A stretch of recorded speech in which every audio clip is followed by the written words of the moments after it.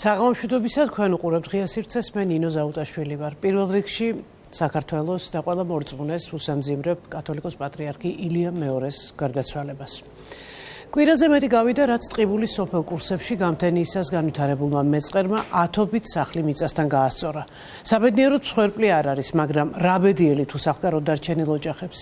გელამთივლიშვილი იმყოფებოდა ჩაკეტილ ზონაში და ის მოგვიყვება რა ნახა, რა შეეძლო გამოეწვია ეს კატასტროფა, რა მხელაა ზარალი. აქვს თუ არა ხელისუფლებას კომუნიკაცია დაზარალებულ მოსახლეობასთან და კომპენსაციის სახით რას პირდებიან.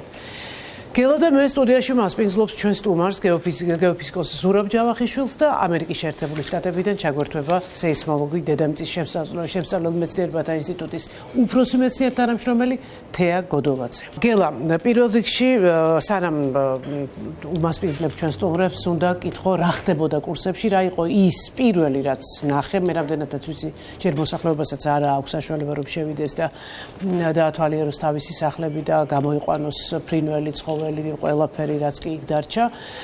შენი პირველი შთაბეჭდილება კურსებიდან. საღამოშვიდობისა კიდევ ერთხელ უერთდებით თქვენ სამძიმარს. დავიზიარებთ ყველა მორწმუნე ადამიანის მწუხარებას.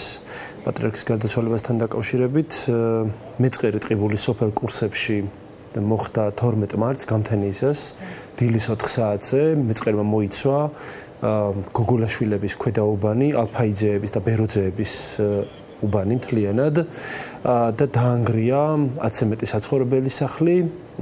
დაახლოებით თუ გარემოსერმულ სააგენტოს დაუჯერებთ, მოცული აქვს ამ მეწყერს, აქტიურ მეწყერს 60 ჰექტრამდე ტერიტორია. ყველაზე მძიმე რაც იყო, ეს ხდება ღამით, შუქი უკვე ეს არის გამორთული ელექტროენერგია და ადამიანები დარჩნენ ასე ვთქვათ, მეწყრის პირისპირ, ქვემოდან მოდის ეს მოწყვეტილი მთა, ნიაღვარი, ტალახი, გორები ტალახის, ტყე, რომელიც ჩამოიქცა მთასთან ერთად და არის ლაწალუწი გაუდის ამ ხეებს. სოფელში ამ უბანში მათ შორის იყო დაგებული ბეტონის გზა და ეს ბეტონის გზა იმტრევა და ასევე ქვემოთ მოდის. ძლიერად არის დაზიანებული სასაფლაო, განსაკუთრებით რამდენიმე საფლავი. ვიყავით, როდესაც ჩვენ ვიყავით რამდენიმე დღის წინ უკვე იგრძნობოდა სოფელში დახოცილი ფრინველის სუნით და მათ შორის სამწუხაროდ სასაფლაოზეც იგრძნობოდა მკვეთრი სუნი, მაგრამ დღემდე იქ როგორც ვიცით სტიქიის ზონაში არ შესულან ეპიდემიოლოგები, რაიმე სანახავიდან შესამოწმებლად ჩვენც არ გვიშვებდნენ, იმიტომ რომ სოფლის ეს ნაწილი დღემდე ბლოკირებული აქვს პოლიციას, ორივე მხრიდან არის ჩაკეტილი შესასვლელი, ამიტომ როდესაც ადგილობრივებს საყვედურობენ რომ რატომ არ გამოყავთ პირუტყვი და ფრინველი, ეს მათზე სამწუხაროდ არ არის დამოკიდებული, რადგან ვითარება ჯერ ისევ მიაჩნიათ რომ არის საშიში და ნებისმიერ დროს შეიძლება ასე ვთქვათ კიდევ დაიძრას მეწყერი და თანაც არის უზარმაზარი ნაპრალები ნებისმიერ დროს ნებისმიერ ადგილას შეიძლება იყოს მიწა და ფეხი დაადგე და შიგ ჩავარდე ძალიან მძიმეა და საშიში გადაადგილება ჩვენც იმიტომ გავრისკეთ რომ სამწუხაროდ შოუში ხარაგაულში და ასეთ მძიმე ადგილებში კატასტროფების დროს დაგვიგროვდა გარკვეული გამოცდილება რის გამოც გავბედეთ და შევიპარეთ ამ სტიქიის ზონაში და გამოვიტანეთ ის სიუჟეტი რაც ახლა გვინდა რომ მაყურებას ვაჩვენოთ და მე გავაგრძელოთ უკვე სტუდიაში საუბარი.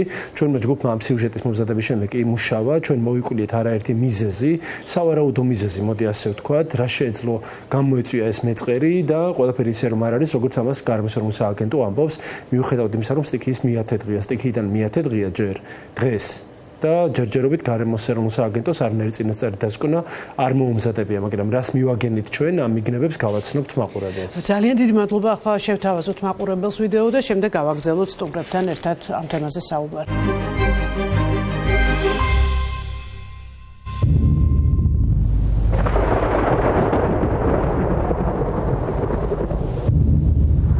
საათი იყო დამირეკა ბიცოლაჩემი ცხოვრობს ჩემს გვერდითო რაღაც ხმები არის არაადეკვატურიო და რა ხდებაო მე ვთხარი ბიცოლა არაფერი ქარი იყო შუქი არ იყო ნუ გეშინია ბიცოლა მე ვთხარი არაფერი არ ხდება ფეჩ დავანთებ და გადმოგიყვან ჩემთან დგები გავდივარ წინ ვაღებ კარებს და ვხედავ რომ უკვე პლოშადი გაბზარული არის ამ დროს ტრიალდების სახში უძახი ოჯახობას რომ ადექი რაღაცა ხდება ბავშვები გავაღვიძე გავიქცეთ გამოღვიძა დედაჩემის აი განწირულმა ხმამ, რომ დროზე ადექით მეწყერი მოდის და სასწრაფოდ უნდა გავიდეთ.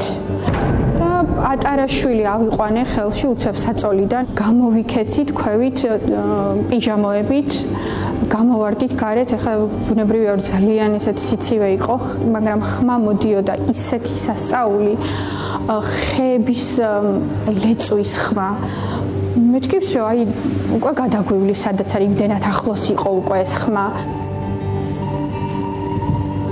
ვაღვიძებთ ბავშვებს, უცებ შემომყავს მანქანაში ვსვამთ, ამ დროს მირეკავს ბიზაშვილი, რომელიც დაბლიდან მოდის ცენტრალური გზიდან და მეუბნებ ასეთ ამას, ოთარი თავს უშველე ბავშვები წამოიღო, აღონ დაბლიდან არ წამოხვიდე, ეცადე გაიქცეს ზევით, გაასრო. აქეთ ვერ ჩამოხვალ, გადაკეტილია, მოაქვს სახლები, მოაქვს მიცვალებულები. უნდა მექნა ჩავსვეს ბავშვები და გავგვივარ ზევით და მხდება სურათი უკვე ჩაწყდა ჩემს უკან ბეტონები, წინ ბეტონები და მთელი ტყე ღრე მოაქვს. ვაჩერებ მანქანას, გადმომყავს ეს ბავშვები და ვიწყებ ყვირილს. უაზრო ყვირილს გოჩა არის, მეზობელი გოჩა მიშველე. ამ დროს არც გოჩა, სიბნელე ავიცი, ვერ ვერწე, ხმა იყო რაღაცა არაადეკვატური, ღმული, წრევა, ფშნა, ბავშვების ჭივილი, გვიშველეთ, მაგრამ არავის არ ესწრებს. წვალობდით ერთი 10 წუთი ვიწვალეთ, მოგზდევ და გავრბოდით, მაგრამ სად გავრბოდით აღარ ვცად, ფეხსაც ვერ ვადგამდით რა ფაქტიურად. ხეების მტრევა ბეტონებში ვარდებოდით, რომ იმტრეოდა ბეტონები. აიქცეოდა მეუღლე წამოვაყენებდი, გამოვართვევდი ერთგვარს დავსვამდი, ამ დროს მანქანის შუქი, სიბნელე იყო უკვე სადღაც 5:30, ეს მანქანის შუქმა დაარტყა, ზევიდან გადმოვიდნენ უკვე ბიჭები იყვნენ, თვითონ სოფლის ბიჭები და მაშველები. ხო და მანქანის შუქზე შეგვამჩნიეს. ხო და ამ ყვირილში რომელი ხარ და მივაწვნეთ როგორ მეხმარო, ოთარი ვარ და მიშველეთ, ბავშვები მეხოცება. იცვალეს ამ ბავშვებმა, ბიჭებმა, მაშველებმა, ჯაჭვი, რაღაცა გზები, განათებაც არ იყო, მათ ხანერები ჰქონდათ რაღაცა. ამომიყვანეს, ამომაყვანიეს ბავშვები, ამოვედით ჩვენს, ამოგვიყვანეს და ჩვენი ამოსვლა ჩავხსენ და ჩამოიშალა კლდე. ჩავიელანტა, რომელიც ტელევიზორში დასის არის, და ვერ გამოყვას, არის ჩარჩენილი, მაგელანტის საშუალებით და მაგის შუქების საშუალებით არის ეს ჩემი ბავშვები დღეს ცოცხლები რო ვარ, ჩემი ბავშვები და ჩემი ოჯახი რა. მაგის შუქზე დაგვადგენ და მაგის შუქზე მოგვაგდნენ, თუ არა ისე ჩავიხოცებოდით, ეს მეწყერში მოყვებოდით, კაცეშველი ვერ მოუპოვდა. გადაგვარჩინა იმან, რომ წვიმიანი ამიდები არ იყო ის რამდენიმე დღე, თორე წვიმა რო ყოფილიყო, უარესი შედეგები დადგებოდა, რაც იყო შოუში და შეიძლება ცოცხალი აღარავინ აღარ დარჩენილიყო იქ. ამ დროს ახლა მე მშობლები მყავდა, ესენი ჩამოვიყვანე უზრუნველად მასკენ და დავბრუნდი მაშველებიც ყველა იქ იყო რა, ვერ ვიტყვი რომ მაშველები არაფერი ფეხთაფეხ მოგზდებდნენ, მაგრამ მაშველებმა არ იცოდნენ საით ასოლებან, ახლა ჩვენ უფრო ვიცით გზა. მთელი სოფელი დაღვიძებული იყო უკვე ერთმანეთის გადაძახილებით, დარეკვებით, ახლა 12 ოჯახი ვართ, ადგილზე ვინც ვიყავით, აი პატარა დაბლა გოგოლაშვილებში. და ეს დრო გაიწელა, ესე მეგონა რომ ეს 2 საათი ნახევარი იყო, ანუ 2 საუკუნე, აი აღარ გათენდა რომ გვენახა რა ხდებოდა. და რომ გათენდა და გავიხედეთ სკოლიდან, საკუთარ თვალებს ვერ უჯერებდით რა ხდებოდა. აი უზარმაზარი კლდის მასა ჩამოსული იყო ჩვენ სახლებამდე. აი უზარმაზარი ტალახის ნანგრევების მასა. დაშლილი სახლი, დამტვრეული, ყველაფერი იფშნებოდა, მოვდიოდი, ჩავარდა ერთი სახლი, მიცვალებულებთან უკვე მოდიოდა ეს ლაფები, ფეხს ხო დავადგამდით. გამოვიდოდ უკვე ნაპრალი კეთდებოდა. 6 საფლავი ძალიან ცუდ მდგომარეობაში არის. დანარჩენი საფლავები დახსნილი არის, ქვები აქვს ჩამოცვენილი, მაგრამ 6 სასაფლაო არის, როგორც იცი, ვერ აღწევთ. სადა მიცვალებული, სადა სასაფლაოს გვაწასული, ვერანაირად ვერ აღწევთ. მიწა დატრიალებული, აზელილი არის. ჩამოდის და მოწოლილი არის და მოყავს. მამი ჩემი დაგვწალეთ 3 თებერვალს. 10 მარტს ჰქონდა 40 და 2 დღეში მოხდა ეს ამბავი. მამის სასაფლაო დასვენება.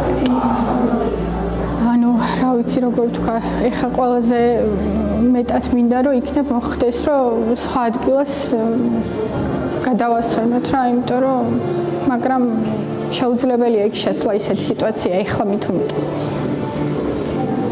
იქეთაც ღელეჩადის ჩვენი ხარია, უკან ღელეჩადის და ისიც წამოღებულია ის ფერდი და აქეთაც წამოღებულია. ღელეჩ პროცესი კი, ეგ არის.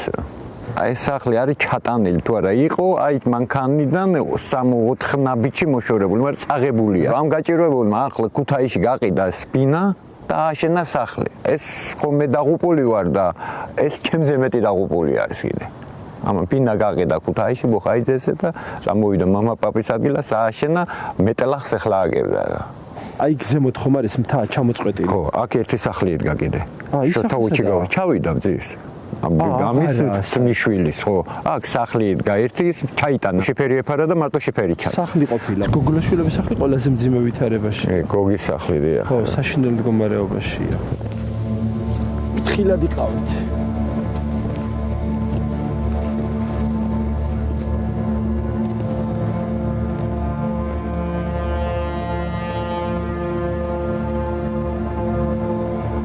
ეს არის ერთ-ერთი პირველი სახლი ტყიბულის სოფელ კურსებში, რომელიც დაინგრა მეწყრის შედეგად.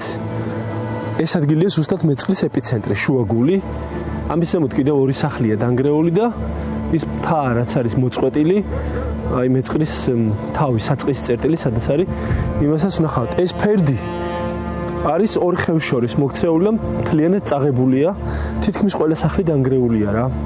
ადამიანებს არ უშვებენ, ფრინველი საქონელი ყველაფერი უპატრონოდ არის სამწუხაროდ მიტოვებული.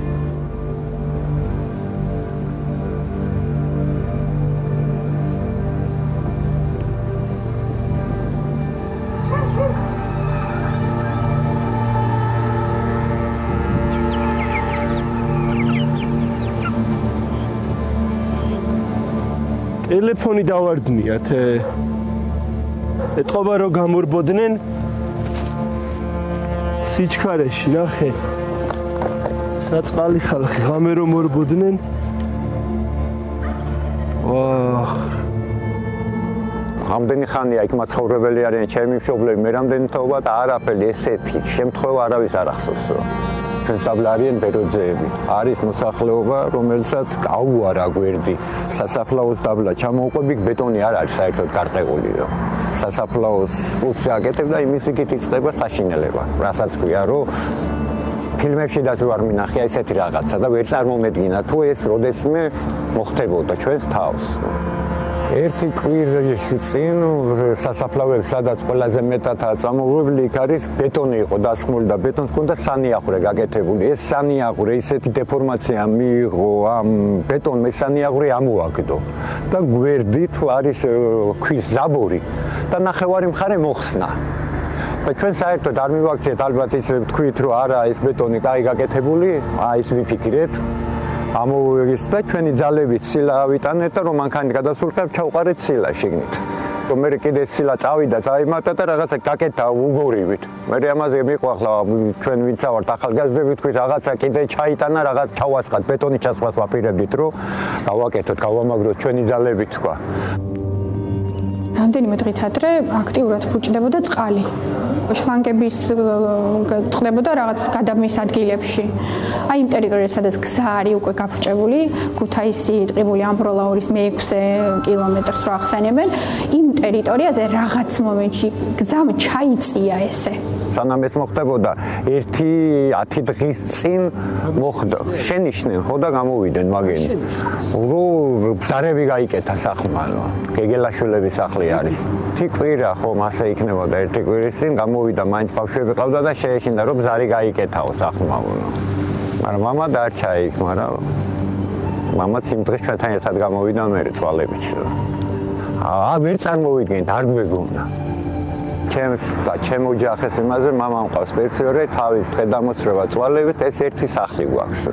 არანაირი სხვაგან არც ბინა, არაფერი ერთი მანქანა მყავს და საქონელი მყავს და ყველაფერი ჩაგვჩაიჩნო. რაც გვეცვა, იმით ვართ გამოსულები.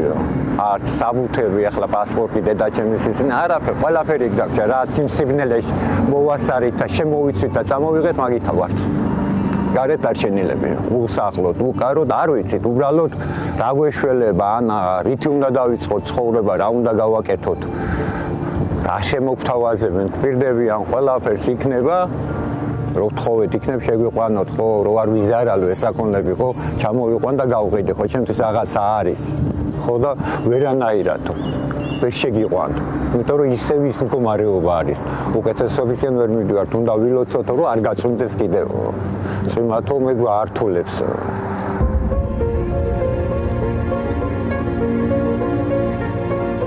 ვერ ფიქრობთ, ველოდებით, როგორ ასე აგვიკეთებენ და როგორ დაგვირგებიან გვერდით. თუ ალტერნატივა და რაღაც არ დაგვეხმარენ, დამჩება შვილები. 12 წლის ნანატრი შვილები მყავს, 12 წელი შვილი არ მყავდა, შემეძინა ტყუპები 4 წელს არიან და არ ვიცი. მინდა რომ რაღაც დაუტოვო, მაგრამ რა დაუტოვებ?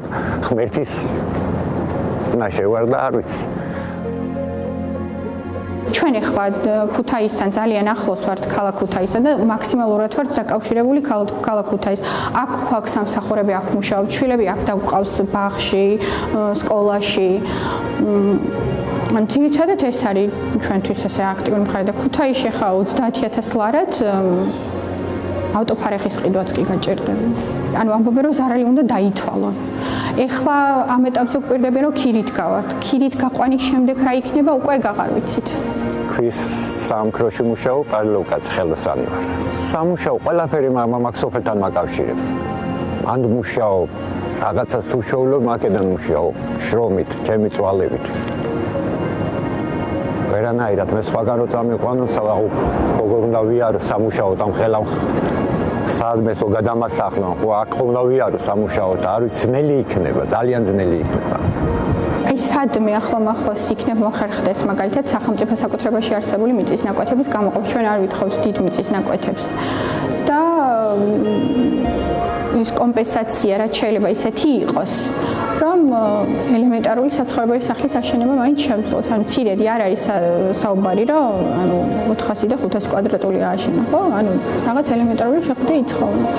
ამ დღეში ჩაგვაგდო, რაღაცა გადავრჩი და ბავშვები გადამირჩა და რა ვიცი, მსხვერპლი არ არის. აგით ვიმედებ გულს.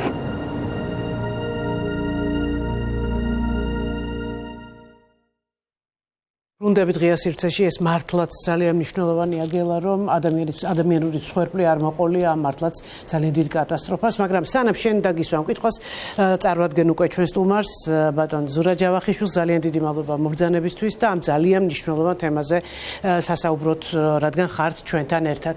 გელა, შენი წინასწარი, ასე ვთქვათ, მოკვლევით რა შეგიძლია, რომ პირველი შთაბეჭდილების შემდეგ გითხრა, რასთან შეიძლებოდა ყოფილიყო დაკავშირებული, ან რა შეიძლებოდა ყოფილიყო მოსალოდნელი ამ ტერიტორიაზე, დაცილებით ადრე რომ ყოფილიყო შესწავლილი ყველა. ჩვენ ვრცელი რეპორტაჟი გვაქვს გამოქვეყნებული მთის ამბების ვებგვერდზე მთის ამბების წერტილი და ზუსტად ამ მასალაზე როცა მუშაობდი, ბატონ ზურასთან მქონდა ინტერვიუ და ხანგრძლივი საუბარი და მახსოვს რა თქვა მან, რომ ის რომ საბედნიეროდ მსხვერპლი არ გვაქვს, ეს არის პირველ რიგში იმ ხალხის დამსახურება, რომლებმაც ერთმანეთის გადაძახილით და ერთმანეთისთვის დახმარების გაწევით კი ძალიან სწრაფად მივიდნენ ადგილობრივი მაშველები ნამდვილად, მაგრამ პირველ რიგში ხალხი დაეხმარა ერთმანეთს და გამოასწრო ამ მომავალ გამოქცეულ მთიდან გამოქცეულ მეწყერს ღამით დილის 4 საათზე. ხო, რაც შეეხება თვითონ ამ კატასტროფას, რაც კურსებში განვითარდა. კურსების კატასტროფა არ უნდა ყოფილიყო სახელმწიფო უწყებებისთვის სიუვი პრიზი. რატომ? მე სპეციალურად მომიმზადე ამოვიწერე აქ, რომ ოფიციალური მონაცემებით იმერეთის მხარეში შემავალი 546 დასახლებული პუნქტიდან ყოველი მეხუთე დასახლება, ანუ 111 დასახლება მაღალი სტიქიური რისკის ზონაშია მოქცეული. უფრო მეტიც, თვითონ გარემოს ეროვნულ სააგენტოს საპროგნოზო დოკუმენტები ადასტურებს, რომ სოფელი კურსები მეწყრული საშიშროების ზონაშია. მე რაც ვნახე, ანუ ბევრი წლის ბიულეტენი ვნახე, მაგრამ უწყვეტად არის 2019-2025 წლების ბიულეტენებში მოქცეული. თითქმის ყველა ოფიციალური დოკუმენტში მაღალი საშიშროების ზონაშია სოფელი კურსები მოქცეული. თუმცა პრობლემა აქაცაა, იმიტომ რომ ესენი კი წერენ ბიულეტენებში, მაგრამ ეს ხალხმა არ იცის. უმეტესად ასეთი ტიპის დოკუმენტები მზადდება ვიწრო ოფიციალური მოხმარების, ანუ სახელმწიფო უწყებებისთვის და ან პროფესიული წრეებისთვის, მაგრამ ხალხს გასაგებია რომ ისინი ამას საჯაროდ აქვეყნებენ უმეტესად, მაგრამ ხალხს არავინ ეუბნება იმ სტიქიის ზონაში, საშიშროების რისკის ზონაში მცხოვრებ ადამიანებს, რომ ისინი ცხოვრობენ საფრთხის ზონაში, რა უნდა მოიმოქმედონ, თუ მაგალითად მეწყერი გააქტიურდა, რა ინსტრუქცია შეიძლება ჰქონდეთ, სად შეიძლება გაიქცნენ, ან რა შეიძლება არ გააკეთონ და ასე შემდეგ. მაპაპი აუცილებლად უნდა ჩავერთო. ხოლო ეს მაპაპურად საფრთხე რომ მორბის, ცდილობენ რომ გაექცნენ როგორმე ამას. ამ გაქცევასაც ხო ცოდნა ჭირდება, როგორ მოგაცემასაც ცოდნა ჭირდება, მაგრამ არავინ ამათ სამწუხაროდ ამას არ ეუბნება. უბრალოდ მინდა გითხრათ, რომ აი ამ რეპორტაჟში ჩვენ ვნახეთ, ადამიანები იხსენებდნენ, მე მათ განგებო ვკითხე ამ კატასტროფამდე რა სავარაუდო ნიშნები იყო ამ სოფელში ისეთი, რომელსაც შეიძლება მieნიშნებინა, რომ იქ რაღაც კატასტროფა იყო მოსალოდნელი.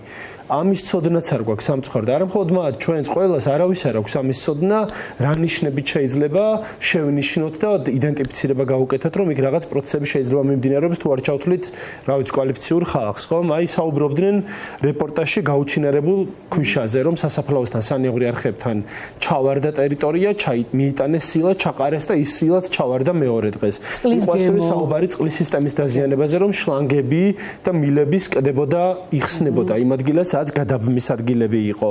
საუბარი ასევე იყო იმაზე, რომ გზა ჩავარდა, გზამ ჩაიწია იმ ადგილას, სადაც დღეს მეწყერია გამოსული ქუთაისის ტყიბული ამბროლაურის დამაკავშირებელი გზის კონკრეტულ მონაკვეთზე. უარესი, ჩვენ ასევე მივაგენით ადამიანს თემურ გეგელაშვილს, რომლის სახლიც დაიბზარა, ხევის პირას მდებარე სახლი, სტიქიამდე, ანუ კატასტროფამდე 10 დღით ადრე. არა მხოლოდ სახლის კედელი გაიბზარა, ისე რომ მეორე მხარეს ჩანდა რა იყო, არამედ მისი ეზოც გაიბზარა. ბატონმა შეძლო იკითხა ჯერ მეზობლებში, სხვაგანაც ხომ არ იყო ასეთი შემთხვევა, შემდგომ დაუკავშირა მის სახლის სიძველეს, რომ ძველი სახლი იყო გარემონტებული, მაგრამ მაინც ძველი და ოჯახი, ცოლ-შვილი, პატარა ბავშვები 9 და 11 წლის გამოიყვანა და წაიყვანა, გადაიყვანა სხვაგან საცხოვრებლად. ანუ ეს ხდებოდა რაზე მიგონიშნებს მე ბატონ ზურას კითხოთ, მაგრამ კიდევ ერთი რაც მნიშვნელოვანია, აუცილებლად უნდა აღვნიშნო, რომ ჯერ კიდევ 2022 წელს, ანუ ამ კატასტროფამდე 4 წლით ადრე, კურსებში მცხოვრებმა ვახტანგ არიშვილმა წერილობით მიმართა ტყიბულის მუნიციპალიტეტის მერიას და უთხრა, რომ მის ეზოში ესე იგი ფერდობსამაგრი კედელი დაიბზარა და ნაკვეთშიც იყო ბზარები. მივიდნენ გეოლოგიური დეპარტამენტის დასავლეთ საქართველოს განყოფილების სპეციალისტები, მოამზადეს ვიზუალური საინჟინრო დასკვნა და ჩაწერეს, რომ სახლი ძველ მეწყრულ ფერდობზე იდგა, განიცდიდა ცოცვითი ტიპის მეწყრულ პროცესს და საჭიროებდა და სადრენაჟო სისტემებსა და ახალ დამცავ კედლებს. საუბრობ 2022 წლის დასკვნაზე, ანუ კატასტროფამდე 4 წლით ადრე და არაფერი სახელმწიფო უწყებებს არც პრევენციული ზომები მიუღიათ, არც მოსახლეობა გაუფრთხილებიათ, არც დამატებითი ცოტა უფრო სიღრმისეული ძირეული კვლევა ჩაუტარებიათ და დღეს გვაქვს მოცემულობა, რომ აღარც ვახტანგ გზირიშვილის სახლია, ეს ორსართულიანი კაპიტალური სახლი, რომელიც რამდენიმე თაობა და გააკეთა, მეწყერმა მთლიანად დამარხა, გზის ეს მიწის თავზე არის სახურავი მიწის ზემოთ დარჩენილი მხოლოდ და თემურ გეგელაშვილის სახლის დანგრეულია და მისი მეურნეობაც განადგურდა. ბატონ ზურასთან გადავდივარ, ამიტომ მკითხებით მთელი აი ეს ნიშნები, რაც ამ მეწყერს და კატასტროფას წინ უძღოდა, მიგონიშნებდა თუ არა და მიგონიშნებს თუ არა იმაზე, რომ კატასტროფამდე რამდენიმე დღით ადრე მიწისქვეშ რაღაც პროცესები ვითარდებოდა. საღამო მშვიდობისა. ძალიან მძიმე იყო ამ კადრების ნახვა, რა თქმა უნდა, და უფრო მძიმეა კიდე ის სიტუაცია, რომ აი როგორ გითხრათ, უკვე ახსენა გელამ, რომ ამ დასკვნებში, გეოლოგიურ დასკვნებში კარგა ხანია წლების განმავლობაში იწერება, რომ ეს არის განსაკუთრებით დაძაბული უბანი. მე ამ შემთხვევაში კურსებზე ვლაპარაკობ, ბევრი ასეთი ადგილია მონიშნული საქართველოში, ძალიან დიდი ნაშრომები იდება ყოველწლიურად, ათასობით მეწყერია აღწერილი. კურსებზე თუ ვიტყვით, აი ყველას რომ გაყვებით, სულ ამაზეა ლაპარაკი, იქ მითითებულია, გელამ ახლა ერთი წერილი წაიკითხა, თუმცა იმ ანგარიშებში მითითებულია, რომ თითქმის ყოველ წელს, ბოლო წლებში, ბოლო 5 წელი მაინც, აი ეს წერილები მიმართავდა მოსახლეობა, იქ რაღაც ხდებოდა.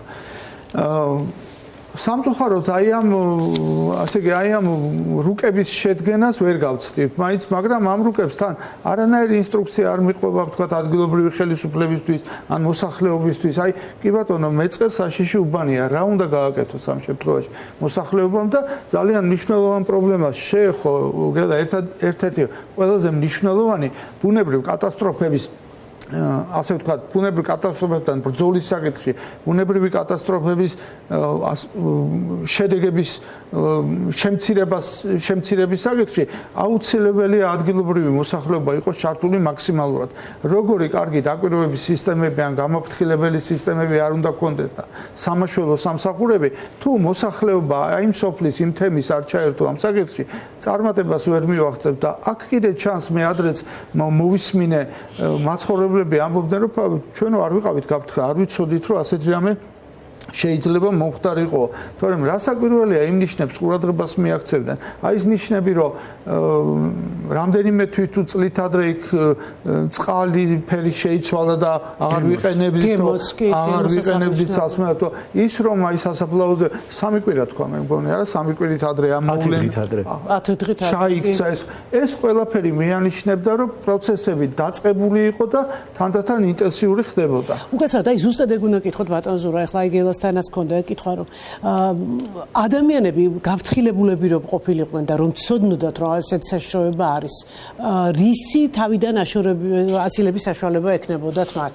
და როგორ მოიქცნებოდნენ? აი სულ მცირე ხო დარეკავდნენ თქვათ მერიაში გამგეობაში რომ არის აი ესეთი სიტუაცია. ამ შემთხვევაში ალბათ თუნდაც რამდენიმე დღით ადრე დაცლით ევაკუაცია მოხდებოდა. რამდენიმე დღით ადრე მიატოვებდნენ სახლებს.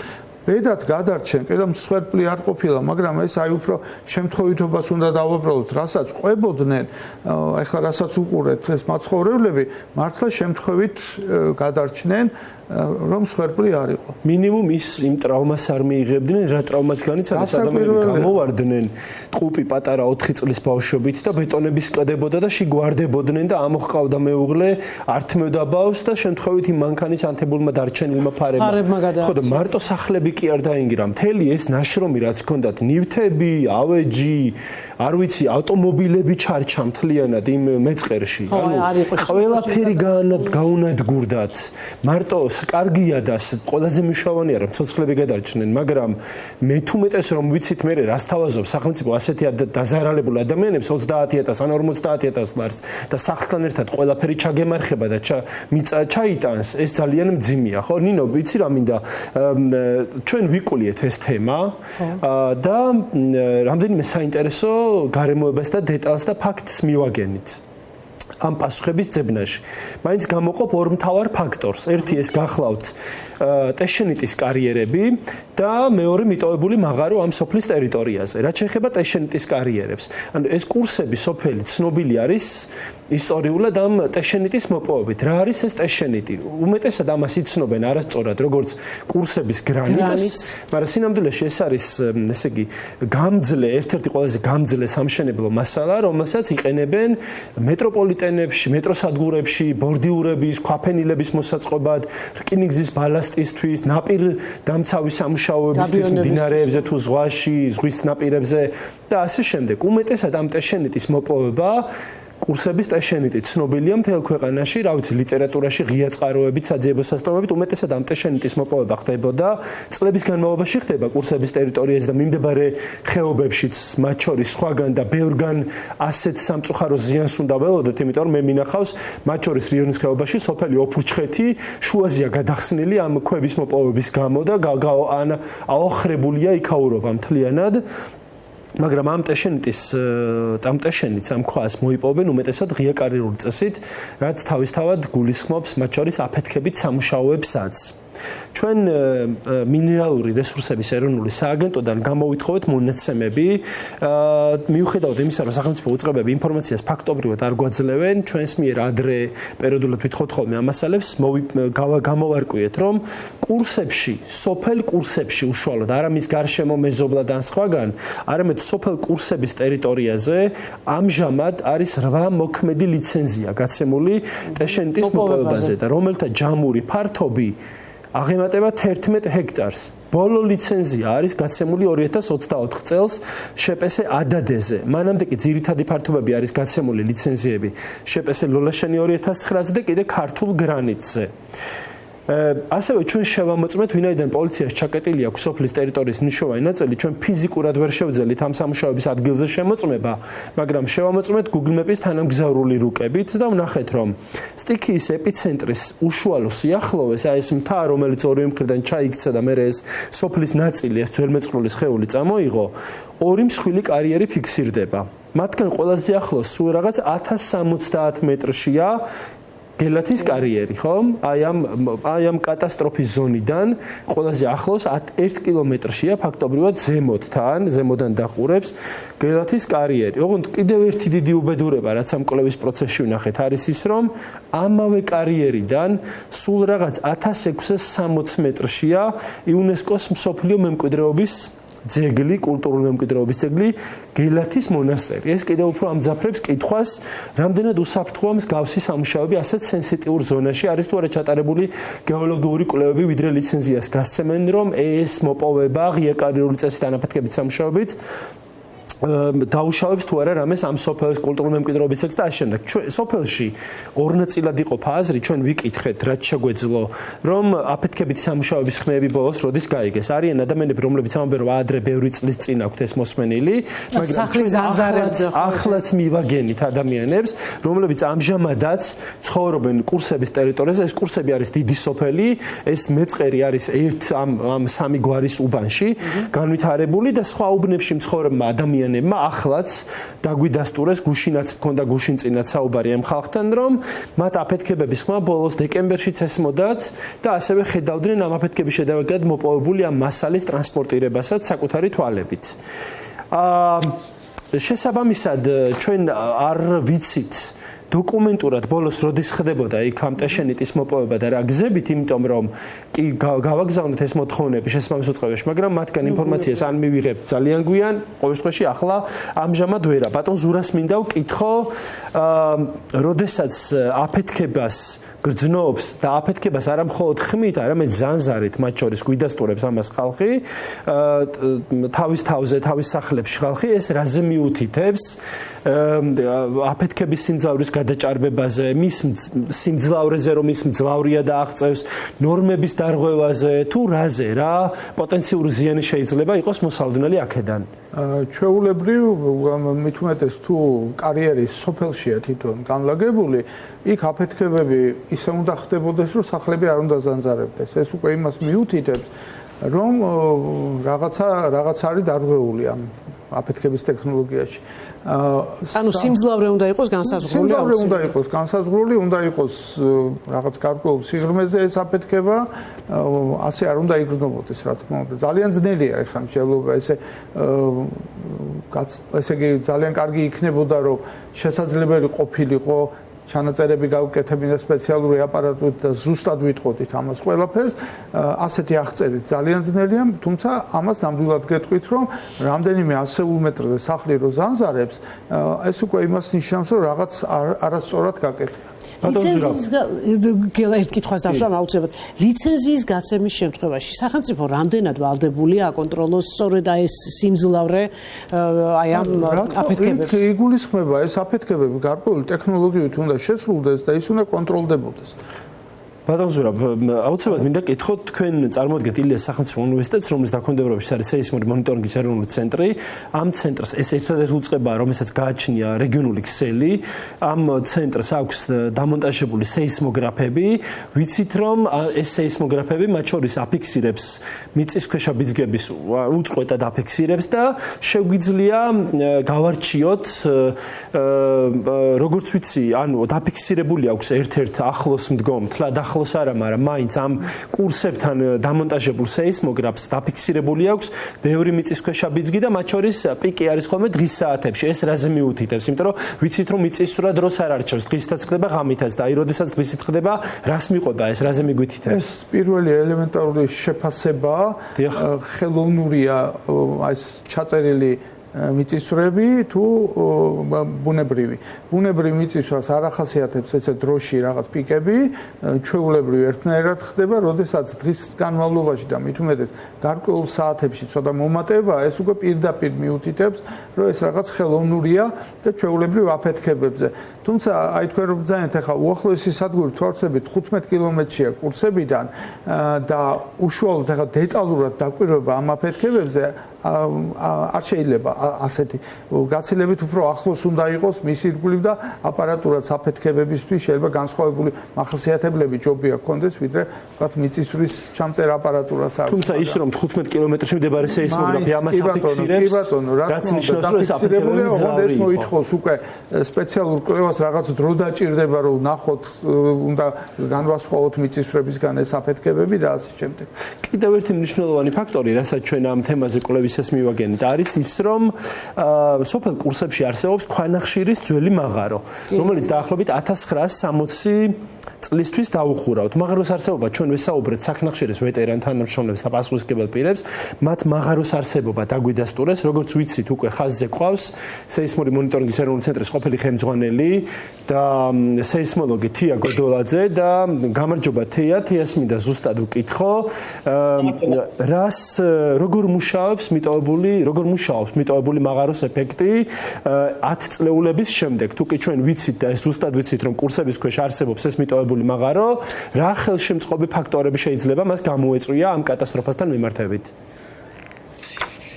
გამარჯობა, ჯერ მივესალმები მაყურებელს, მოგესალმებით ყველას და რაც შეეხება ვთქვათ თქვენ კითხვას, რა გავლენა შეიძლება ვთქვათ არასწორად მოპოვებამ და შემდეგ უკვე ექსპლუატაციის შემდეგ ასე ვთქვათ მოვლამ მსგავსი ვთქვათ საგვირაბებისა რა შეიძლება ამას მოხდეს. თუ მოპოვება ხდება არასწორად, ასეთ შემთხვევაში სისტემა ხდება არამდგრადი და ჩვენ გვაქვს ესეთი ეგრეთ წოდებული ჩაქცევების პრეცედენტი. მიწისქვეშა ჩაქცევები, რომელიც შესაძლებელია ბუნებრივ მოვლენად აღიქვათ და ეს ხშირად არის ეს დიდი კარიერული მოპოვებები, სადაც არის იგივე ტყიბულში, სადაც აი ქვანახშირის მოპოვება, აქაც ამერიკაში ხშირია ეს შემთხვევები. და თუ მით უმეტეს ხდება არასწორად, ანუ გამაგრება არ ხდება ამ გვირაბების მოპოვების, რომ შემდეგ უკვე ნახეთ მოვლა არ ხდება, ხო, მიტოვებული არის. ასეთ შემთხვევაში ესეც შესაძლებელია. მაგრამ იცით როგორი რაღაცა არის, აქ მინდა აღვნიშნო მნიშვნელოვანი რამე, რასაც გავეცანი მე აქ ძალიან რთულია, თქვათ ამ შორიდან ამ თქვათ აღქმა მთლიანად ამ სიტუაციის და თქვათ თელიანად სურათის დანახვა, მაგრამ მე რასაც ვუყურებ და რაც ნახე, ეს არის ვადასტურებთ, რომ ეს არის ჩვეულებრივად მეწყრული რეგიონი. ეს მოსახლეობა განსახლებული იყო, მოსახლეობა ცხოვრობდა ჩვეულებრივად მეწყერზე. ეს იყო დასტაბილურებული მეწყერი, რომელზეც არც თქვათ განაშენიანების ნებართვა არის გასაცემი. და იქ არ უნდა დაასახლო ადამიანი, იმიტომ რომ ერთ დღეს აუცილებლად მეწყერი წამოვა, ხო, თქვათ. და შემდეგ როგორი რაღაცა არის, იცით რომ ფაქტობრივად მოხდა აი ამ ძველი მეწყრული პროცესის გააქტიურება, ხო? და აქ ძალიან დიდი როლი აქვს ზუსტად თქვათ რისკის შეფასებას და შემდეგ უკვე რისკის შეფასების შემდეგ თქვათ რეაგირებას. ანუ იმპლემენტაციას ამ პოლიტიკისა. როდესაც თქვენ გაქვთ დასაზღვრული პოლიტიკა, რომ თქვენ გაქვთ შესწავლა რეგიონის, გაქვთ სპეციალისტები და ზურამ ძალიან კარგად აღნიშნა, ეს არ შეიძლება რომ ცენტრალიზირებული პროცესი იყოს. ამაში ჩაბმული უნდა იყოს როგორც თქვათ გეოლოგიური სამსახურები, ასევე ძალიან აქტიური როლი აქვს თვითონ ლოკალურ მუნიციპალიტეტს, მოსახლეობას და მუნიციპალიტეტებს, რომლებიც ამაზე უნდა რეაგირებდნენ და ფაქტობრივად განსახლების პოლიტიკა მათ უნდა შეიმუშაონ. თია, საყოველთაოდ იყო ცნობილი, რომ ეს იყო მეწყრული სხეული, რაც თქვენ თქვით, იმიტომ რომ ეს ვიზუალურადაც ჩანს Google-ის რუკაზეც კი, იმიტომ რომ ზემოთ მეწყერია, მთა-მოწყვეტილია და გამოტანის კონუსია. როგორ უნდა იქცეოდეს, აი ორივესთან მაქვს კითხვა, ორივე სტუმართან, როგორ უნდა იქცეოდეს სახელმწიფო? უკვე არის იქ სოფელი, ხო, დასახლებული ფაქტია, იყო. როგორ უნდა ერეაგირა სახელმწიფო სწორად? ნახეთ როგორი რაღაცა არის. მე ხა ძალიან შედარებებს მოვიყვან, თქვათ მაგალითად, რა ხდებოდა ადრე. თქვა, მიუხედავად იმისა, რომ თქვა ჩვენ ძალიან კრიტიკულად ვართ დამოკიდებული საბჭოთა სტრუქტურების მიმართ, თქვა იგივე საბჭოთა პოლიტიკის მიმართ. აი აქ საკმაოდ ისეთი მკაცრი პოლიტიკა ჰქონდათ ხოლმე, რომ მე ხა საბჭოთა ადამიანია გავიზარდე, სათო ბავშვი ვარ, ხომ? თქვა ჩემ ბავშვობაში მე ცხოვრობდი ბებია და ბაბა ჩემ ცხოვრობდნენ, თქვა აი მეწყვილ ზონაში, როგორცაც ახსენე, ხო, ფუჭრეთთან რიონის ხეობაში. და იქ ფაქტობრივად დერჩის ყველა სოფელი და იმ რეგიონში არის მეწყრული, მექონის მეწყერი, დერჩის მეწყერი, ცნობილი მეწყლებია, ხომ? იქ მუშაობდა სპეციალური სამსახურები ლოკალური, რომელიც მოსახლეობას ეუბნებოდა, რომ აქ არ შეიძლება, აქედან უნდა გასახლდა, იმიტომ რომ მეწყრულია. აი მე მახსოვს ეს. და წარმოიდგინეთ თქვენ რომ ახაც მსგავსი რამ უნდა იყოს, ხომ? როდესაც მეწყრული არის ლოკალურად ასე ვამბობ, ჩაბმული უნდა იყოს ყველა და ეს უნდა იყოს სახელმწიფო პოლიტიკა, სახელმწიფო უნდა ზრუნავდეს. ადამიანების სიცოცხლე რომ იყოს დაცული, როდესაც ბიულეტენში ზედიზედ 6 წელი წერს რომ მეწყრულია და მაღალი რისკის საშუალების ზონაა, იქ რაღაცა ადეკვატური ზომები უნდა მიიღო, მაგრამ მე მოусმინე გარემოს ეროვნული სააგენტოს გეოლოგიური დეპარტამენტის უფროსის მერაბ გაფრინდაშვილის ინტერვიუს საზოგადოებრივი მაუწყებლის ეთერში და იქ ამბობს ასეთ რამეს, რომ ეს იყო არაპროგნოზირებადი და 1000 წლეულების წინანდელი პროცესი უწოდა. აი, რამდენად მისაღებია ეს არგუმენტი. ნახეთ, ისა მე არ მინდა რომ ხა ეს შეიძლება ვინ დაადგინა რომ 1000 წლის იყო, რასაც ვუყურებ ეს არის ძველი მეწყერი. და მithumetes იქ საერთოდ აი ძველი მეწყები რას ნიშნავს? აქტიური მეწყერია ეს, რასაც ვუყურებთ ახლა ჩვენ, ხომ? თქვათ და რასაც ვხედავთ იქ. კიდევ ერთხელ ვამბობ რომ ეს რეგიონია თვითონ მეწყრული, თავისი გეოლოგიური და ტექტონიკური აგებულებიდან გამომდინარე, რასაც მუდმივად ვიცახით ხოლმე და რასაც ვსწავლობთ. და რაც ცხადია იმ მონაცემებით, რაც ვაგროვეთ აი ხეს თქვათ აი ამ წლების განმავლობაში, ხო? ეს არის ძალიან აქტიური რეგიონი და ეხლა იქ არ არსებობს ესეთი რა ქვია იმას, რომ ის მეწყრები რომ შეიძლება რომ გააქტიურდეს, მithumetes ნამეწყრალი თუ გაქვს, ხო? იგივე პრობლემები თბილისში გვაქვს, არა? ხო და ასეთ შემთხვევაში თუ შენ წერ ყოველ წელს ბიულეტინში რომ ეს პრობლემა არის, ჩვენ რეაგირების პრობლემა გვაქვს, ხო? მაშინ რეაგირება უნდა მოვახდინოთ ამაზე. შენ თუ ამბობ რომ მეწყერია და მეწყერზე ადამიანები ცხოვრობენ, ხო? რომელმაც ინფორმირებულიც არ არის ამის შესახებ. ეს არის სახელმწიფოს მოვალეობა პირველ რიგში, თეა. პირველ რიგში. ნახეთ როგორ რაღაც არის, აი სადა გვაქვს ჩვენს პრობლემა, სულ მუდმივად ვიცახი რომ ახლა ცენტრალიზირებული სისტემა არასოდეს არ მუშაობს, არც არ. ხო.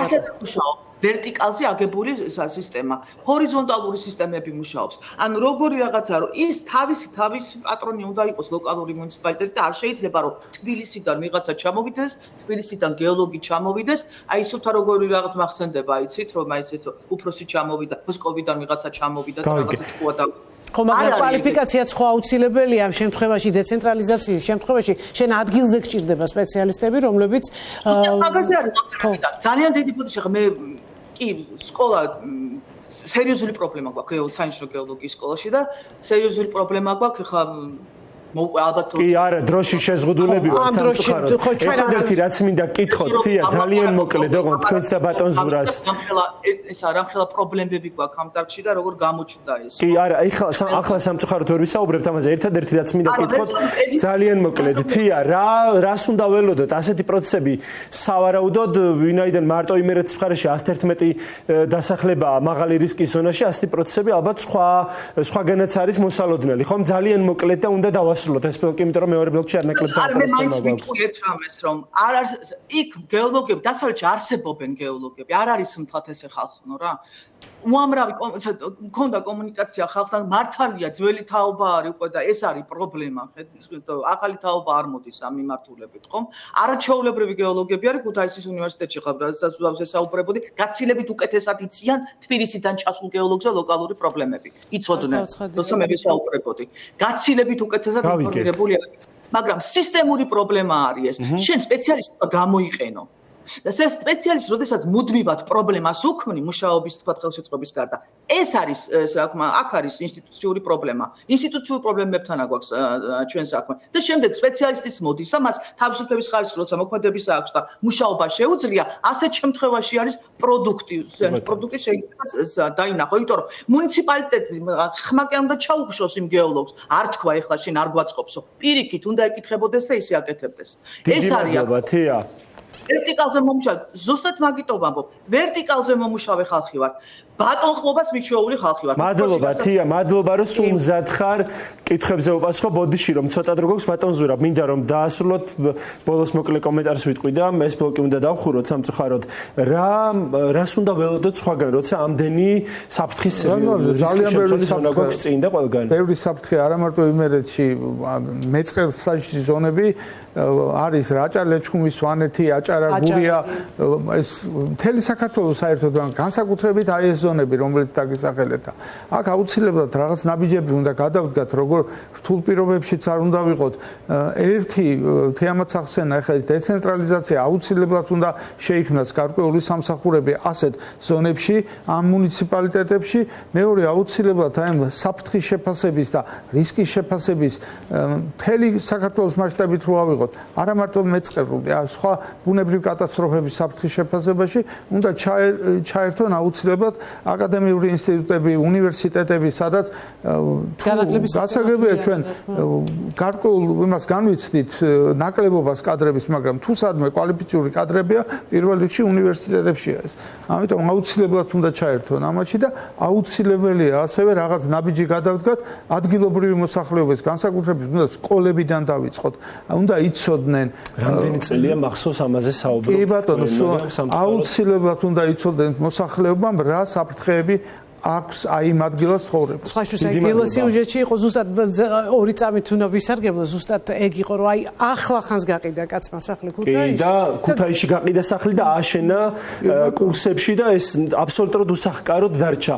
ძალიან დიდი მადლობა ბატონ ზურას, უბრალოდ ვიდრე დავასრულოთ ამ თემას, მოკლედ მინდა გავაკეთო, რომ კურსებამდე ჩვენ მქონდა ძლავრი მეწყერი, ასევე მეწყრული პროცესები ხარაგაული სოფლებში, ღვერკსა და ხემაღალში. ეს იყო დაახლოებით 10 თვის წინ 112 ოჯახი დაექვემდებარა იქ განსახლებას გარემოსერული სააგენტოს მიერ დასკვნით, გარემოსერული სააგენტოს დასკვნით და 10 თვე გავიდა და ეს ხალხი დღემდე არის ქირებით გაყვანილი 300-400 ლარიან ბინებში თუ სახლებში. ზუსტად აი რამდენიმე კვირის წინ ახალი უბედურება დაატყდა ამ ხალხს თავს, როდესაც გამოვიდა ქართული ოცნების პრემიერ-მინისტრის ირაკლი კობახიძის ხელმოწერილი განკარგულება და 30,000-დან 50,000 20 ან 50,000 ლარის შესთავაზეს კომპენსაციის სახით. 50,000 ლარი იმ შემთხვევაში თუ დაზარალებული ოჯახის არც ერთ წევრს არსად რაიმე საკუთრება არ გააჩნია და 30,000 ლარი იმ შემთხვევაში თუ სადმე მცირე ფართი მაინც გაქვთ საკუთრებაში. ამ ხალხმა, ამ 112 ოჯახიდან უმეტესობამ 100-ზე მეტმა ოჯახმა ამ კომპენსაციის მიღებაზე თქვა უარი, იმიტომ რომ 30,000 ლარი ფაქტობრივად $11,000 და ამ რესურსით რაიმე ბინის ნორმალურად საცხოვრებლად ვარგისი ბინის ან სახლის შეძენა ფაქტობრივად შეუძლებელია ნორმალურ ადგილას ნაკვეთს და რაღაც ამ ცხოვრების მერე იმ цаრიელ სახლში კიდევ რა ნივთებიც გჭირდება საცხოვრებლად ამის შეტანაზე ხო საუბარი ზედმეტია.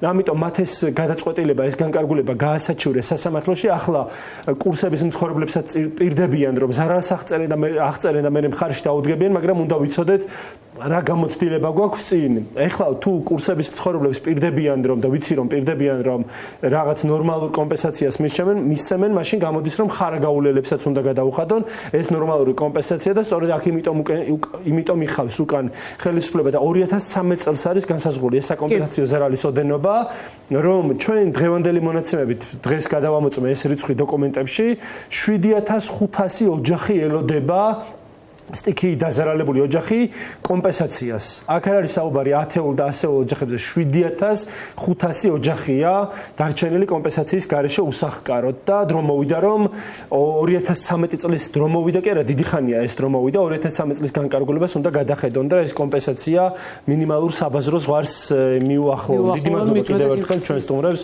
ბატონ ზურაბ და შეგვიძლია ვნახოთ ჩვენ მქონდა რამდენიმე კითხვა სხვათა შორის კურსებში ჩვენი ესე იგი ვიზიტის შემდეგ გვინდოდა რომ შტაბში რომელიც ხელისუფლების წარმომადგენლებმა, ქართული ოცნების ხელისუფლების წარმომადგენლებმა იქ გახსნეს, მივსულიყავით და პასუხისმგებელი პირებისთვის კითხვები დაგვესვა და სამწუხაროდ შტაბამდე არ მიგვიშვეს. ვნახოთ ეს ვიდეო და ამით დავასრულებთ პირველ ბლოკს. დიდი მადლობა.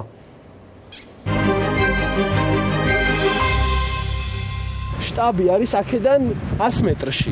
კარავში. კარვამდე რომ მივიდე უსაფრთხო არ არის? რა ხდება? მეხი დამეცემა, კლდე მეგორავს, წყალში ჩავარდები, მიწა გასკდება თუ რა მოხდება? არ ვიცი, ბატიცემული. ეგ სეისმოლოგებმა იციან.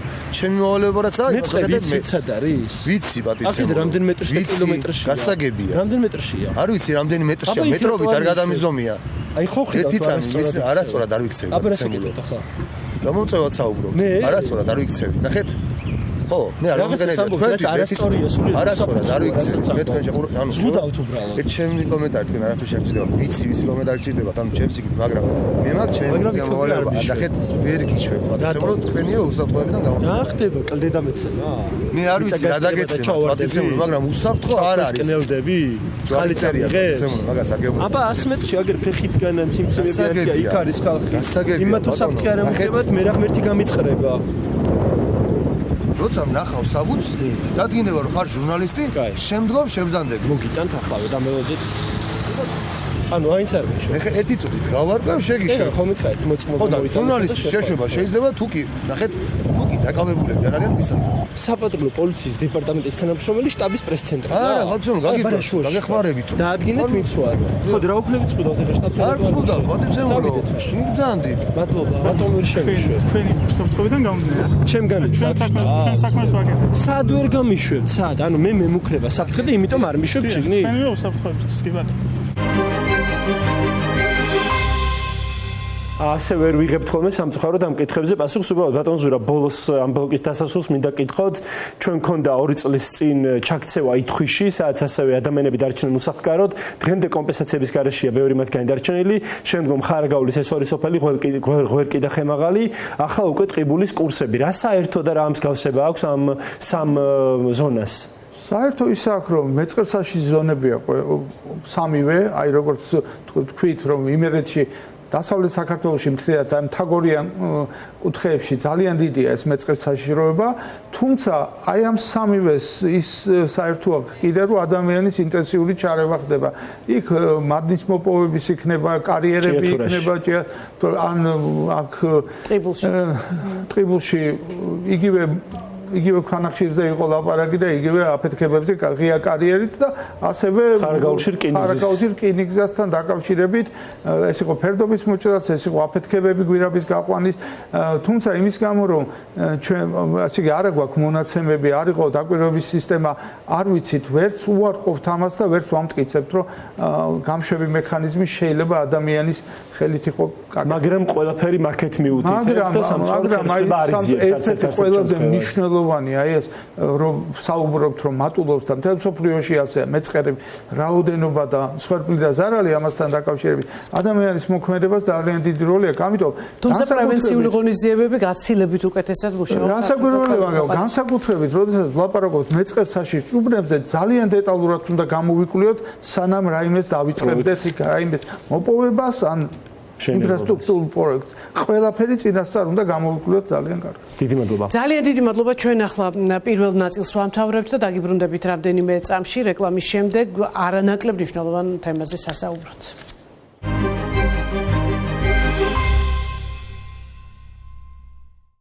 ბრუნდებით ეთერში, ეს კვირა ყველაფერი პატრიარქის სახელის გარშემო ტრიალებს. ის საჭიროა საკითხიც, რაზეც ახლა უნდა ვიმსჯელოთ, გამონაკლისი არ არის. ჩვენ არ ვიცით შეცვალა თუ არა შეცვალა თუ არა მოსახლეობის რიცხოვნობაში რაიმე ილია მეორის გადაწყვეტილება მოენათლა ყოველი მესამე და შემდეგი ბავშვი ოჯახში. 70-ზე მეტი ასეთი ნათლობის ჩატარება მოესწრო და პატრიარქის ნათლულების რიცხვიც ათასებია. ასეთი წახალისება სულიერი ლიდერების მხრიდან შესანიშნავია, მაგრამ მას სამწუხაროდ არ ამყარებდა სოციალური პოლიტიკა საერო ლიდერების მხრიდან. რატომ არის კატასტროფულად დაბალ ნიშნულზე შობადობა? რატომ იზრდება წლიდან წლამდე გარდაცვალების რიცხვი დაბადების მონაცემებთან მიმართებაში? რატომ უარესდება მუდმივად ქორწინება განქორწინების თანაფარდობა? ამ თემებზე მსჯელობა ღია სივრცის მეორე ბლოკში რეპორტაჟით გვინდა გავხსნათ. რატომ იკლო მკვეთრად შობადობამ საქართველოში?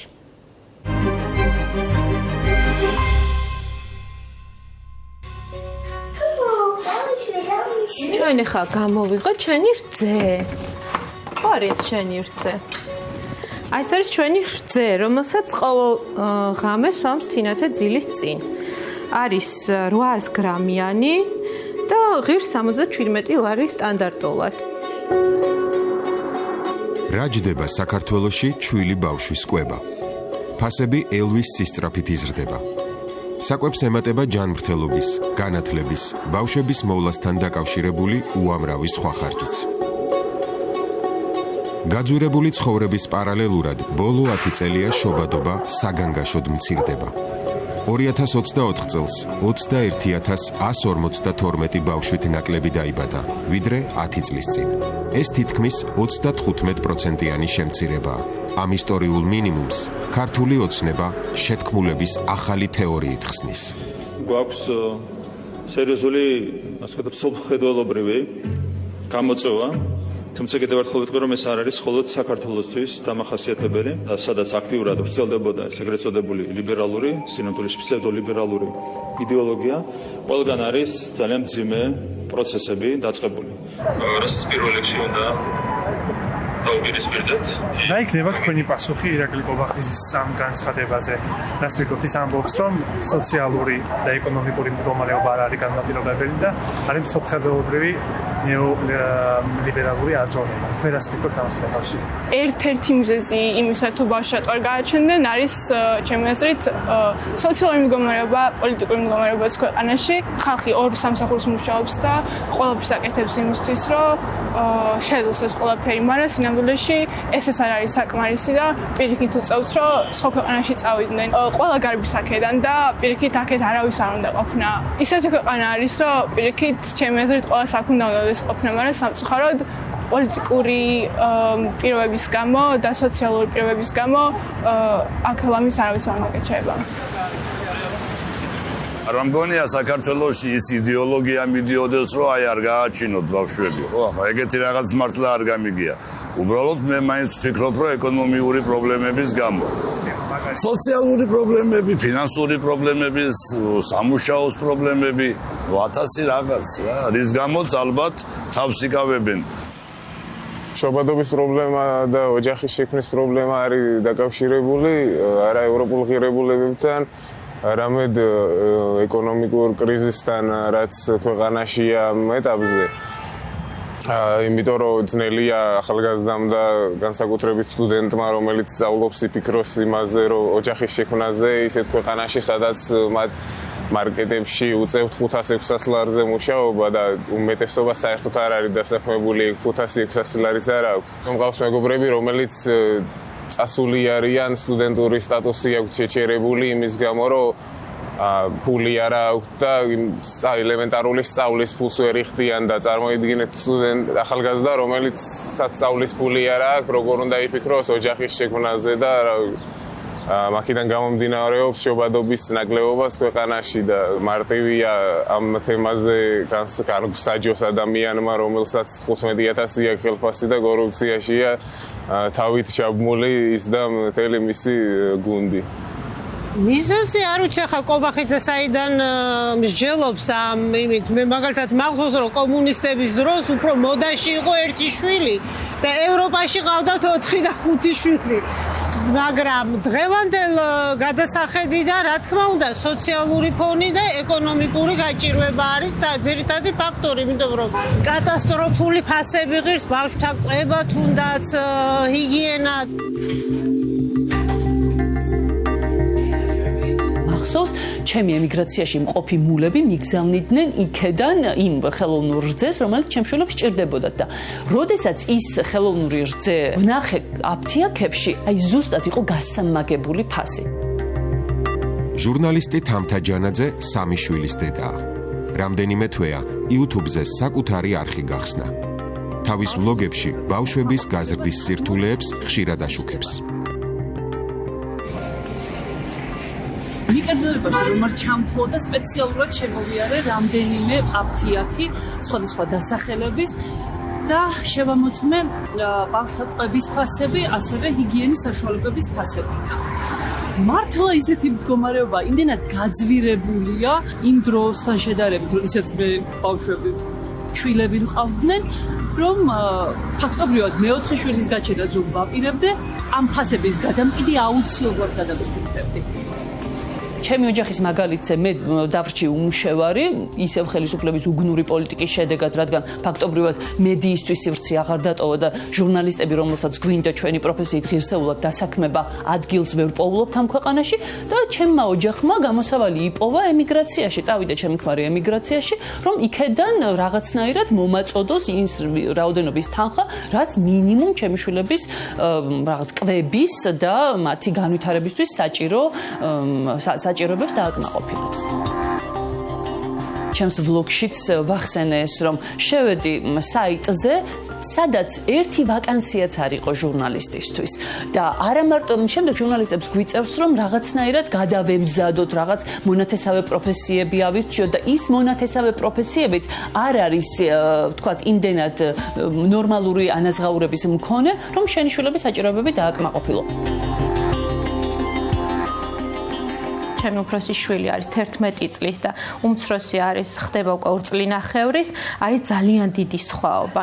ვცდილობდი გამიხსენებინა ფასები, რომელიც იყო მაშინ და ყველაზე კრიტიკული მაინც ალბათ კიდევ ახალშობილობის პერიოდია გარკვეულწილად ბაღის ასაკამდე, მით უმეტეს, როდესაც დგას პამპერსის ყიდვის საკითხი, მით უმეტეს მეძუძური დედების შემთხვევაში, ვისაც არ აქვს რძე და საყიდელი აქვს ხელოვნური ყვება, იქ კიდევ უფრო მძიმედ არის საქმე და როდესაც ვადარე ფაქტობრივად დაახლოებით 3-ჯერ მაინც არის გაზრდილი როგორც პამპერსის, ასევე ყვების საფასური. თითოეული ადამიანი საკუთარ კანზე გრძნობს ძალიან კარგად იმას თუ რა ხდება ქვეყანაში. როდესაც ადამიანი შედის აფთიაქში იმისთვის რომ ავადმყოფ შვილს უყიდოს, ჩვეულებრივი ბანალური სეზონური ინფექციის დროს გარკვეული მედიკამენტები, თუნდაც სიცხის დამწევის საშუალება, ხველის წამალი და ამას თუ კიდევ ემატება პამპერსი და საკვები, რომელიც შესაძენი აქვს, ძალიან კარგად გრძნობს რიგითი მოქალაქე ამ ყველაფერს საკუთარ ჯიბეზე. ამ რეპორტაჟის გმირებად შეგნებულად საშუალო კლასის წარმომადგენლები შევარჩიეთ. ექიმი, ჟურნალისტი და მასწავლებელი. ადამიანები, რომლებსაც სახელმწიფო შემწეობის საჭიროება არასოდეს დასდგომიათ. პირიქით, სახელმწიფო ბიუჯეტისთვის გადამხდელთა ყველაზე მნიშვნელოვან რგოლს წარმოადგენენ. სრული დამთხევაა, რომ სამივე სამ-სამი შვილის მშობელია. სახელმწიფოს მხრიდან თქვათ არანაირი სოციალური მხარდაჭერა თქვათ ოჯახების არ ხდება, ხო და ეს ჩანს რა, რომ აი განსაკუთრებით 3 წლამდე ბავშვები ესე იგი არც ერთ სახელმწიფოს თქვათ რაღაცა პოლიტიკაში არ ჩანან, თქვათ ჯანდაცვა იქნება, განათლება იქნება, სოციალური პოლიტიკა არ ჩანს და 3 წლიდან უკვე არის ბაღი და სკოლა, მაგრამ იქამდე ხო ფაქტობრივად ის არის მთლიანად ოჯახის თქვათ პასუხისმგებლობა. გოტა ჭანტურია ყურადღებას განათლების პრობლემებზე ამახვილებს. როგორც ეროვნული, ისე საერთაშორისო კვლევების მიხედვით, საქართველოში კერძო სკოლის მოსწავლეებს 2-ჯერ უკეთესი შედეგები აქვთ საჯარო სექტორთან შედარებით. მშობლებისთვის შვილების ჯეროვანი განათლება დამატებითი ბრძოლის საგანია და ყოველი შემდეგი შვილის შემთხვევაში კიდევ ახალი ბრძოლა. ძალიან რთულია გაამართლო, რომ აი მაგალითად განათლების სისტემაში გვაქვს ძალიან მძიმე პრობლემები, აკადემიური მოსწრების კუთხით იქნება თუ ინფრასტრუქტურული თუ სხვა და 14 წელია ხელისუფლებაში არიან და არანაირი ცვლილება ამ კუთხით არ გვინახავს, ხო და ანუ რაღაცას ხო უნდა დააბრალო, ანუ საკუთარ თავს ხო არ დააბრალებენ. თვითონ მაგალითად თქვათ, რაც ვახსენე ხო, სასკოლო კვება არ დაუნერგავთ, მასწავლებელთა შრომითი პირობები არის უმძიმესი, ბაღში თქვათ აღზრდელების შრომითი პირობები უმძიმესი არის, სკოლის ინფრასტრუქტურა არ ვარგა არანაირად და ასე შემდეგ, ხო? გახანგრძლივებულები, აი მაგალითად დასავლეთში, ხო, ეს ეგრეთ წოდებული გახანგრძლივებული, ანუ განგრძობითი პროგრამები ჩვეულებრივი მოვლენა არის, ხო? ეს იმისთვის დამატებითი სახსრების გადახდა ოჯახებს არ უწევს. ჩვენ ვცდილობდით, რომ ჩვენს ქვეყანაში სასკოლო კვება დანერგილიყო, მაგრამ ნუ რაღაცნაირად ვერ მოხერხდა და მეორე მესამე გაკვეთილების მერე უკვე ნათლად ჩანს ესე იგი ბავშვების ქცევაშიც, მათ დამოკიდებულებაშიც, თვითონ აზროვნებაშიც, რომ შეათ მარტივად რო ვთქვათ და კვება ესაჭიროებათ და კერძო სკოლებშიც ასეც არის დარეგულირებული, რომ აი მესამე მეოთხე გაკვეთილის მერე უკვე კვება არის და ეს ითვლება ამას თვლიან თქვათ ბავშვები ყველაზე ისეთ სახალისო ნაწილად. რა თქმა უნდა, ეხლა იმის იმედზე არ გამიჩენია ეს ბავშვები, რომ რაღაც სახელმწიფოსგან დახმარებებს მივიღებდი და შემდეგ აღზრდიდი, მაგრამ გარკვეული დახმარება, გარკვეული მხარდაჭერა სახელმწიფოსგან დედას, მშობლებს ჭირდებათ და ამ ყველაფერს ჩვენ ვერ ვიღებთ. ელემენტარულად ქუჩაში გადიხარ, ჩემს უბანში მაგალითად ძალიან რთულია იპოვო ქუჩა, სადაც არის ტროტუარი. და თქვენ წარმოიდგინეთ ახლა ეტლიან ადამიანს, ბავშვის ეტლის აღჭურვილ, ასე ვთქვათ, დედას, როგორ უჭირს გადაადგილება ელემენტარულად. ბაღში წაიყვანს შემდეგ და ჯგუფში არის მინიმუმ 40-50 ბავშვი და ერთადერთი მოთხოვნა, ერთადერთი სურვილი დედას აქვს ის, რომ რამენაირად ცოცხალი დახვდეს დღის ბოლოს, იმიტომ რომ იქ უკვე განვითარებაზე და ბავშვის საჭიროებების დაკმაყოფილებაზე ვერაფერს ვერ მოსთხოვს მასწავლებელს, იმიტომ რომ არაადეკვატურია. შემდეგ მიდის ბავშვი სკოლაში, ეს ხარჯები კიდევ უფრო და უფრო მეტად იზრდება.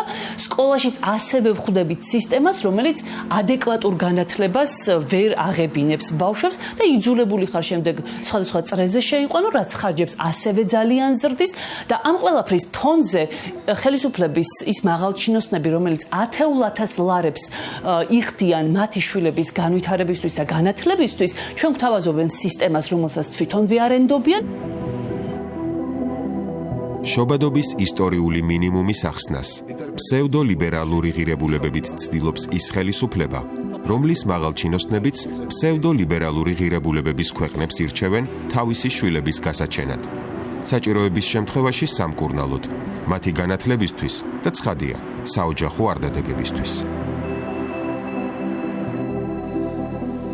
საკუთარი ჯიბით საზღვრავენ და საკუთარი სოციალური მდგომარეობით სხვა ადამიანების ბედი ხვალს. ისინი საზღვარგარეთ უშვებენ სასწავლებლად შვილებს და არც ერთ მათგანს საჯარო სკოლაში არ დაყავს ბავშვი. საჯარო სააღრდელო დაწესებულებაში, სკოლამდელ დაწესებულებაშიც მათ შორის.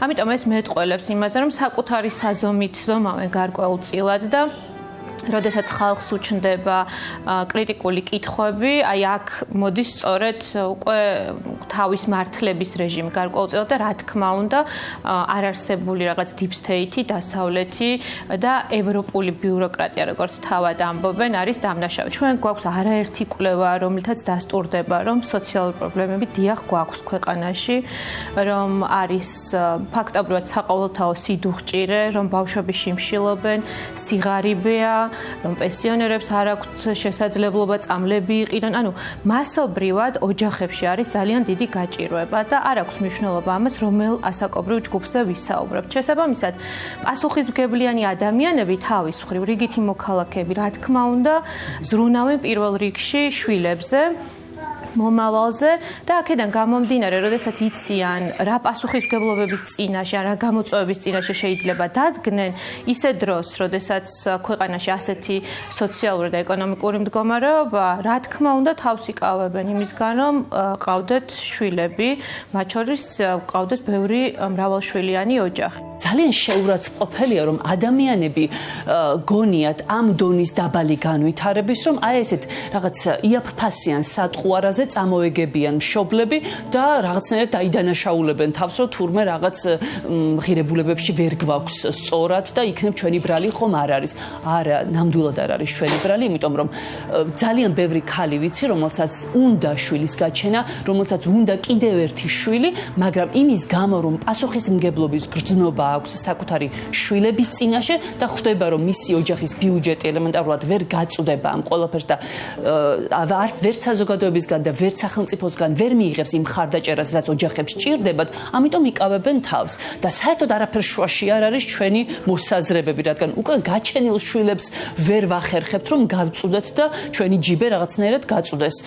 და აი ჩემი ოჯახის მდგომარეობაში ძალიან ბევრია, ნახევარი საქართველო ემიგრაციაშია და მართლა ემიგრანტებისგან და ზუსტად მაგ ევროპისგან გვიდგას სული.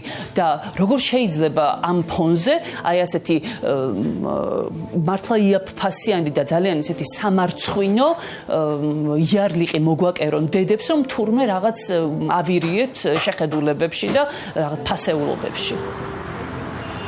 შობადობის შემცირების პარალელურად გაზრდილია სკოლის მოსწავლეების მიგრაციაც. სახალხო დამცველის ანგარიშების მიხედვით, ბოლო 5 წელში სკოლა თითქმის 20,000-მა მოსწავლემ დატოვა და საცხოვრებლად უცხოეთში წავიდა. მიზეზი უმრავლეს შემთხვევაში მძიმე სოციალური მდგომარეობა. ასეთ ვითარებაში მსოფლმხედველობრივ პრობლემებზე გვესაუბრება იმ ქვეყნის ფაქტობრივი ლიდერი, რომელშიც ჯართის შესაგროვებლად წასული ბავშვები თხრილებში ხრჩობიან. ჩვეულებრივ ამბად ვიღებთ იმას, რომ შადრევანში შესაძლებელია ბავშვდენმა დაარტყას და ჩვენ ყველანი მშობლები, როდესაც გარეთ გავდივართ, მშენებლობა და ვუყურებთ სულ ზევიდან რაღაც არ ჩამოვარდეს, სკვერში გავდივართ და შეიძლება სულ ბავშვი ხელით ყავდეს დაჭერილი, რომ ან ორმოში არ ჩავარდეს, ან წყალში დენმა არ დაარტყას, ან წარმოუდგენელი ამბავია, უსაფრთხოებაზე არ ზრუნავს, ჯანმრთელობაზე არ ზრუნავს, განათლებაზე არ ზრუნავს და მაშინ სად არის კითხვის ნიშანი და რანაირად არის ლოგიკური, რომ ლიბერალური ღირებულებები არის დამნაშავე იმაში, რომ დღეს საქართველოში ოჯახები ბავშვებს არ აჩენენ. საშინელება იხდი ძვირს და არანაირი გარანტია არ გაქვს იმის, რომ იკვებები ჯანმრთელობისთვის სასარგებლო პროდუქტებით. იმიტომ რომ აღმოჩნდა, რომ თურმე რაღაც სკინტლნაჭამი ძროხის რძეს ვასმევთ ბავშვებს, რომ გონია რომ რაღაც ჯანსაღად და კარგავთ ყვებავთ. მიდიხარ ყიდულობ ხორცს და არ გაქვს გარანტია, რამდენად დაცულია შენახვის ვადები.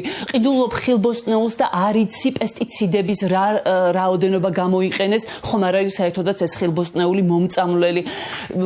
ყიდულობ ტანსაცმელს და არის ფაქტობრივად ძალიან ჩვეულებრივი საშუალო ხარისხის ტანსაცმელი არის რაღაც კოლოსალური ღირებულების და ამ ყველაფრის გათვალისწინებთ აღარაფერს ვამბობ იმაზე, რომ საშინლად არის მომატებული კომუნალურები და ყველაფერს თუ დავიანგარიშებთ, აღმოჩნდება, რომ ფაქტობრივად ის მინიმუმი, რაც საშუალო შემოსავლის მქონე, რაც ოჯახს ჭირდება, ის მინიმუმი, რაც ჭირდება ოჯახს, არსებული სამუშაოების გათვალისწინებით ვერაფრით ვერ იქნება დაკმაყოფილებული. ოჯახს დაახლოებით ჭირდება 2000-3000 ლარი მინიმუმ, რომ იარსებოს, იცხოვროს და კარგად იყოს არა.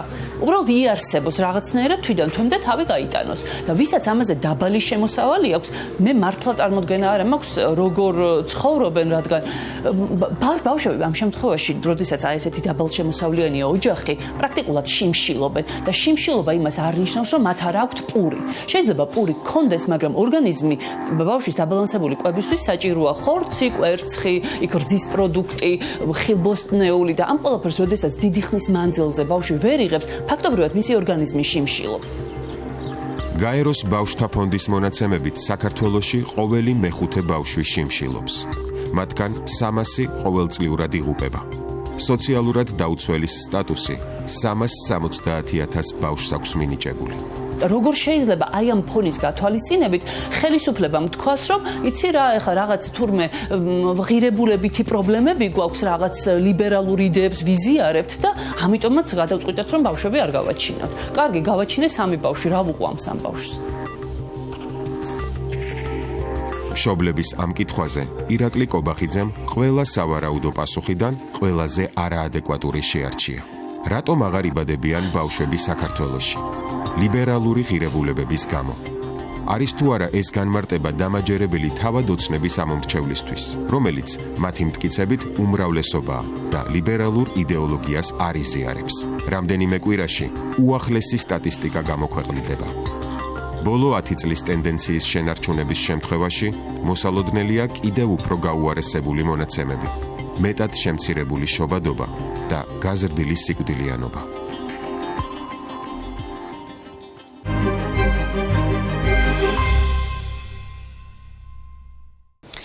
დაბრუნდით ეთერში. ბოლო სტატისტიკა, რომელიც ჩვენს ხელთ არის, 2024 წლის მონაცემებია, რომლის მიხედვითაც საქართველოში უფრო მეტი ადამიანი გარდაიცვალა, ვიდრე დაიბადა. შობადობის მაჩვენებელი წინა წელთან შედარებით, რაც თავის მხრივ ასევე სახარბიელო არ იყო, თითქმის 2%-ითაა შემცირებული. ირაკლი კობახიძის ანალიზით ეს არაეკონომიური პრობლემების, ეკონომიკური პრობლემების, არამედ იდეოლოგიის ბრალია. ჩვენი მოსახლეობის ლიბერალური შეხედულებების. ახლა კი ჩვენი სტუმრების ანალიზსაც მოусმინოთ. რომან გოცირიძე, საქართველოს ეროვნული ბანკის ყოფილი პრეზიდენტი, ქეთი შხატარაშვილი, საზოგადოებრივი ჯანდაცვის სპეციალისტი და სოციოლოგი იაგო კაჭკაჭი. თაჯიშვილი მინდა წარმოგიდგინოთ ძალიან დიდი მადლობა მობრძანებისთვის ძალიან დიდი მადლობა იმიტომ რომ თქვენ გამონახეთ დრო დღეს ასე გვიან ღამეთ გველაპარაკა აი ამ ძალიან მნიშვნელოვან პრობლემაზე რომელიც წარმოიშვა სულ რაღაც 2-3 კვირის წინ თუმცა წარმოიშვა იაგო და მაინც ლიბერალურ ღირებულებებს და აი ამ იდეოლოგიას დაუკავშიროთ ის რომ შობადობა საქართველოში შემცირდა როგორ ფიქრობთ მოგესალმებით, დიდი მადლობა მოწვევისთვის, მივესალმებ მაყურებელს. ეხლა ის რომ გარკვეული კავშირი არსებობს შობადობის ტენდენციების ცვლილებასა და ადამიანის მოხდულობას, შეხედულებებს, მათ შორის ლიბერალურ იდეოლოგიას და შეხედულებებს შორის ეს საყოველთაოდ ცნობილი ამბავია, ამაში არაფერი არ არის, ასე ვთქვათ, მიუღებელი, ან ამაში არაფერი არ არის გასაკვირი.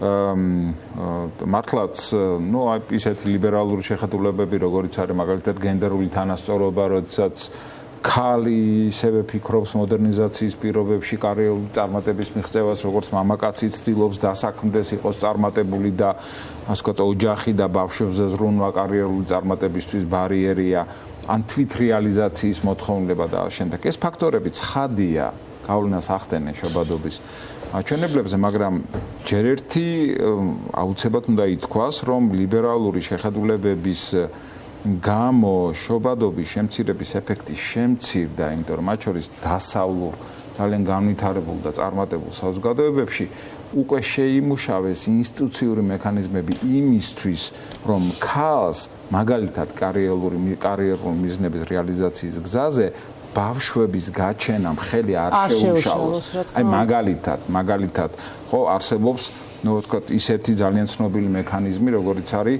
მამების შვებულება, რა. შვედეთში არის თორემ დეკრეტში ჩვენთან მხოლოდ ქალები გადიან და ეს თითქოს ესეთი ოქსიმორონია, რომ კაც როგორ შეიძლება დეკრეტული შვებულება ქონდეს, მაგრამ ჩვეულებრივი ამბავია დასავლურ საზოგადოებებში, როდესაც მამაც ინაწილებს ბავშვების აღზრდის პასუხისგებლობას. სხვათა შორის რამდენიმე შემთხვევას თბილისში მე ვიცნობ. მამაკაცებს, რომლებიც გავიდნენ. თქვა დღის ცენტრები, ხო, სადაც დედას, მათ შორის შეუძლია გვიანობამდე ძალიან საიმედო ხელში დატოვოს მშობლებს, ბავშვები. ანა მაგალითად იცით რა, აი შრომის ეთიკაც შეიცვალა, ხო? მაგალითად დამსაქმებლები, დედებს, რომლებსაც შვილები ყავთ და მშობლებს, რომლებიც მრავალშვილიანები არიან, აძლევენ შესაძლებლობას სახლში დარჩნენ და სახლიდან იმუშაონ. ანუ მოქნილი სამუშაო გრაფიკი ქონდეს. ანუ შემოვიდა ეს ინსტიტუციური მექანიზმები და ამიტომ ლიბერალური შეხედულებები შობადობის შემცირების გზაზე მნიშვნელოვან წინაღობად უკვე თანამედროვე მსოფლიოში აღარ ითვლება. მაგრამ კიდევ უფრო სასაცილოა სატირალი რო არ იყოს, რომ საქართველოში ლიბერალური ღირებულებების გამოცხადება და შეხედულებების გამოცხადება შობადობის შემცირების ძირითად ფაქტორად, ну, ეს არის მე ვფიქრობ, რომ უბრალოდ საზოგადოების შეურაცხყოფა. თქვენ შესანიშნავი სიუჟეტი იყო და ჩვენ თვალყური ვადევნებთ ამ სიუჟეტს, რასაკვირველია, საქართველოს სხვა ფაქტორები მოქმედებენ. ეს ფაქტორიც მოქმედებს, ასე ვთქვათ, ლიბერალური შეხედულებების ფაქტორიც, მაგრამ ეს არ არის ცხადია წამყვანი.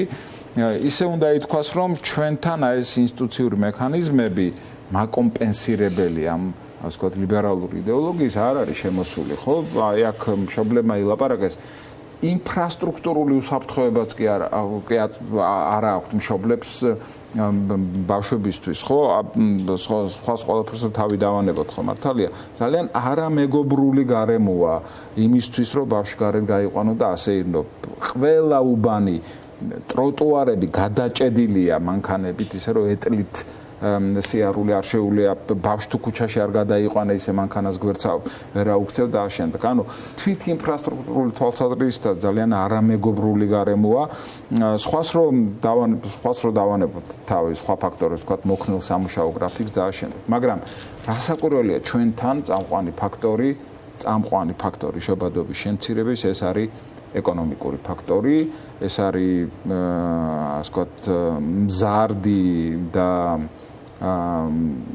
მყარი სიღარიბე, რომელიც კიდევ უფრო და უფრო მეტ ოჯახებს აზარალებს და კიდევ უფრო მეტ ადამიანს და ადამიანებს ართმევს იმის, ვთქვათ, мотиваციას, რომ გახდნენ მრავალშვილიანები და ბევრი შვილი იყოლიან, ხო?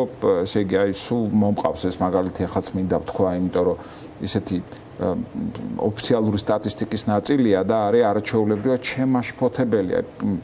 თქვენ რომ შეხვიდეთ ცენტრალური სტატისტიკის ეროვნული სამსახურის ვებგვერდზე და ნახოთ საარსებო მინიმუმები სხვადასხვა ზომის მქონე ოჯახებისთვის, სახელმწიფო გეუბნება, რომ 5 სულიან ოჯახს საკმარისია თვეში კონდეს დაახლოებით 400 ლარი, 400 ლარამდე იმისთვის, რომ მან ესე იგი თავი ირჩინოს და თავი გადაირჩინოს. 5 სულიანს წარმოიდგინეთ, ასეთი არაადეკვატური ეკონომიკური ბექგრაუნდის თუ ფონის პირობებში უწევთ ოჯახებს არსებობა და ცხადია, ესე იგი, შობადობას ეს ურტყამს.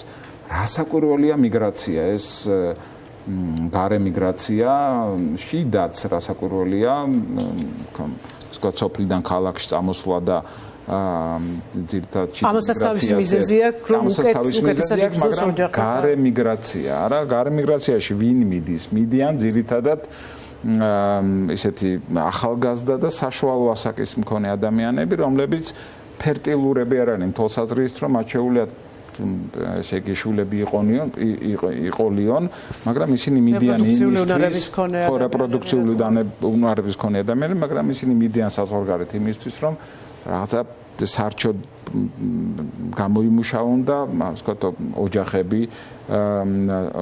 ოჯახები დატოვებული ოჯახები საქართველოში არჩინონ და ეს ემიგრაცია მარტო ეკონომიკური მიზეზებით არ ხდება, ეს ემიგრაცია ასევე იწვევს ძალიან ბევრ დევიაციას. აი მაგალითად იწვევს იმას, რომ ბავშვებზე ზრუნვის პროცესში არ არიან ჩართული მშობლები, ანუ ოჯახის როგორც ჰოლისტური ინსტიტუტის რღვევა ხდება ამ ემიგრაციის გამო და მარტოხელა მშობლებს თუ ოჯახის წევრებს, რომლებიც დარჩნენ საქართველოში და რომლებიც შემყურენი არიან საზღვარგარეთ მყოფი მათი ოჯახის წევრის მიერ გამოგზავნილი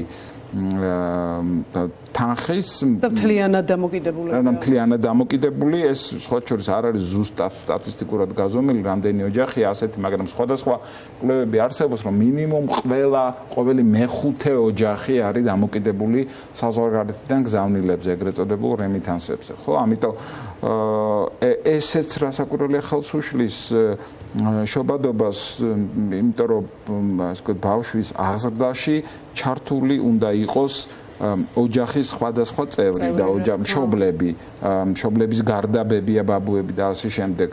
და აი ეს როდესაც ეს ჰოლისტურობა ოჯახის ირღვევა, ეს რასაკვირველია ბავშვის გაჩენის мотиваციას კიდე უფრო ანელებს და საბოლოო ჯამში ჩვენ ერთ რამეს ვიტყვი მხოლოდ და დავამთავრებ, ესე იგი ჩვენ ძალიან ესე იგი ისე საგანგაშო რეალობის წინაშე მდგავარ ჩობადობის შემცირება ამავე დროს იწვევს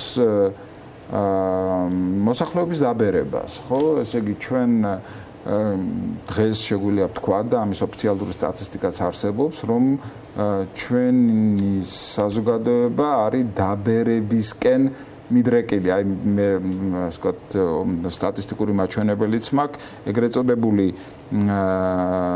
მედიანური ასაკი საქართველოში არის დაახლოებით 38 წელი. ეს იმას ნიშნავს, ძალიან მარტივად რომ ვთქვათ, ეს იმას ნიშნავს, რომ საქართველოს მოსახლეობის ნახევარი არის 38 წელზე უფროსი, ხოლო მეორე ნახევარი არის 38 წელზე უმცროსი და როდესაც მედიანური ასაკი აი ამ ფარგლებშია, ვთქვათ 38 წელი, ეს უკვე არის ინდიკატორი იმისა, რომ საზოგადოება ბერდება, იმის რომ საზოგადოება არ დაბერდეს და შეინარჩუნოს, ასე ვთქვათ, კვლავ წარმოება, ამისთვის აუცილებელია, რომ მედიანური ასაკი მერყეობდეს 30-33 წელს შორის. ჩვენ გავწდით ამ ასაკს და ჩვენი საზოგადოება ბერდება და ეს პროცესი შეუქცევადია, იმიტომ რომ ეკონომიკური პროექტები, კეთილდღეობაზე მიმართული პროექტები ქვეყანაში არ ხორციელდება. ახლა ჩვენ კიდევ უფრო მეტი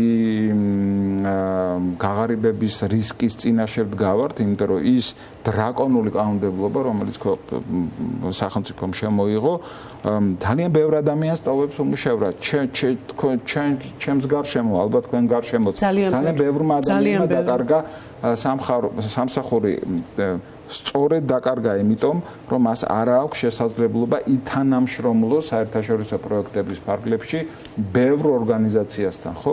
და ეხლა ბოლო კანონი, რომელიც ხელისუფლება მიიღო და რომელიც თითოეულ ადამიანს ან ინსტიტუციას, რომელსაც დონორული დახმარების იმედი აქვს, ან ყოველ შემთხვევაში საერთაშორისო სახსრების მოზვიდის იმედი აქვს, ეს იმედიც უქრება, იმიტომ რომ მან ხელდასმა უნდა მიიღოს თანხმობა უნდა მიიღოს მთავრობისგან, სახელმწიფოსგან. აი ესეთ პირობებში რასაკვირველია იზრდება უმუშევრობის რისკი, ოჯახის შექმნის мотиваციას ანელებს, გაქცევის სურვილს პირიქით აძლიერებს და ეს ყველაფერი ერთ მშვენიერ დღეს კიდევ ერთ დიდ უბედურებად მოუბრუნდება ამ ქვეყანას, თუ ეს პროცესი არ შეჩერდა. იაგო დაგიბრუნდებით, სანამ ეკონომიკურ ძალიან მნიშვნელოვან კითხვებზე გადავალთ, იმიტომ რომ ჩვენც ესე მიგვაჩნია, რომ ძალიან დიდი მნიშვნელობა აქვს ეკონომიკურ სიდუხჭირეს და მდგომარეობას ქვეყანაში, იმასთან, რაზეც დღეს ჩვენ ვსაუბრობთ. კეთი, სოციალური ფონი იყო ნახსენები ერთ-ერთი რესპონდენტის მიერ, სახელმწიფოს მიერ მხარდაჭერა ამ პროცესებში, რასაც თქვა დემოგრაფიის გაძლიერება ქვია და დემოგრაფიის და თქვენ როგორ ფიქრობთ, რა არის წამყვანი მიზეზები იმ პროცესებში, რომელსაც ჩვენ დღეს ვაკვირდებით, შობადობის შემცირება, საკმაოდ თვალნათელი და საკმაოდ შემაწუხებელი? დავიწყოთ იქიდან, რომ საქართველოში შობადობა ბოლო 10 წლის განმავლობაში არ შემცირებულა. სტატისტიკური მონაცემით საქართველოში შობადობა მცირდება 1958 წლიდან. ეს სტატისტიკურად დაზუსტებულია. და რო შევხედოთ თავშოთ ფლუქტუაციას რა დონემდე მცირდება, ეს ყოველთვის კონკრეტულად პოლიტიკურ-ეკონომიურ სიტუაციასთან და გარდაქმნებთან იყო დაკავშირებული. 58 წლიდან მოყოლებული ყველაზე დაბალი შობადობის მაჩვენებელი საქართველოში იყო 99 წელს, 1999 წელს. იყო ზუსტად ის მაჩვენებელი, რაც გვაქვს დღეს. და ნუ მაშინ ამ დღესაც ძალიან დაბალია რა კონკრეტულად. და მაშინ ახსნა იმ 99 წლის მაჩვენებლის იყო ის, რომ ნუ აი საბჭოთა კავშირის დაშლის მერე ქვეყანაში არსებული ეკონომიკური მდგომარეობა, იქ სამოქალაქო ომი, მილიონი. თუმცა ირაკლი კობახიძე მაპატიეთ რომ შეგაწყვეტინეთ, ირაკლი კობახიძე ზუსტად ამას ამბობს, რომ 90-იანებში უფრო მეტი იყო, თქვა შობადობის მონაცემი ვიდრე დღეს. არა? კიდე ერთხელ ვიმეორებ, 99 წელს და დღეს გვაქვს ზუსტად ერთი და იგივე შობადობის მაჩვენებელი. ხა მე არ ვიცი დღეს ისინი რას უყურებენ, რაოდენობრივად თუ საზღვრავენ მარტო ახალშობილებს, ციფრი იქნება განსხვავებული. მე ვსაუბრობ შობადობის მაჩვენებელზე, ანუ ახალშობილთა რაოდენობას 1000 მოსახლეზე კონკრეტულ მომენტში. დღეს გვაქვს ზუსტად იგივე. რაც ძალიან დაბალია, იმიტომ რომ ეს არ იძლევა ჩანაცვლების საშუალებას, ანუ სიკვდილობა უფრო მაღალია ვიდრე შობადობა. დაუბრუნდეთ 99 წლის მდგომარეობა, ნუ მეტნაკლებად ახსნადი იყო. მერე დაიწყო ნელა-ნელა ზრდა, ეხლა რო გითხრათ რომ რაღაცა ისეთი, ნუ 1.6-დან 1.7-მდე ავიდა. სიტყვაზე ვიძახი, ხა ეს არ არის მნიშვნელოვანი და სტატისტიკურად მდგრადი, ასე ვთქვათ, მაჩვენებელი, მაგრამ ყველაზე მაღალი მაჩვენებელი ამ პერიოდში იყო 2010-2013 წლებში, რაც პირდაპირ იყო მაშინ დაკავშირებული და ამაზე ბევრი ჯაბაასი იყო, მაგრამ ესე იყო უწმინდესის ინიციატივას მესამე და მეტი ბავშვის მონათვლის.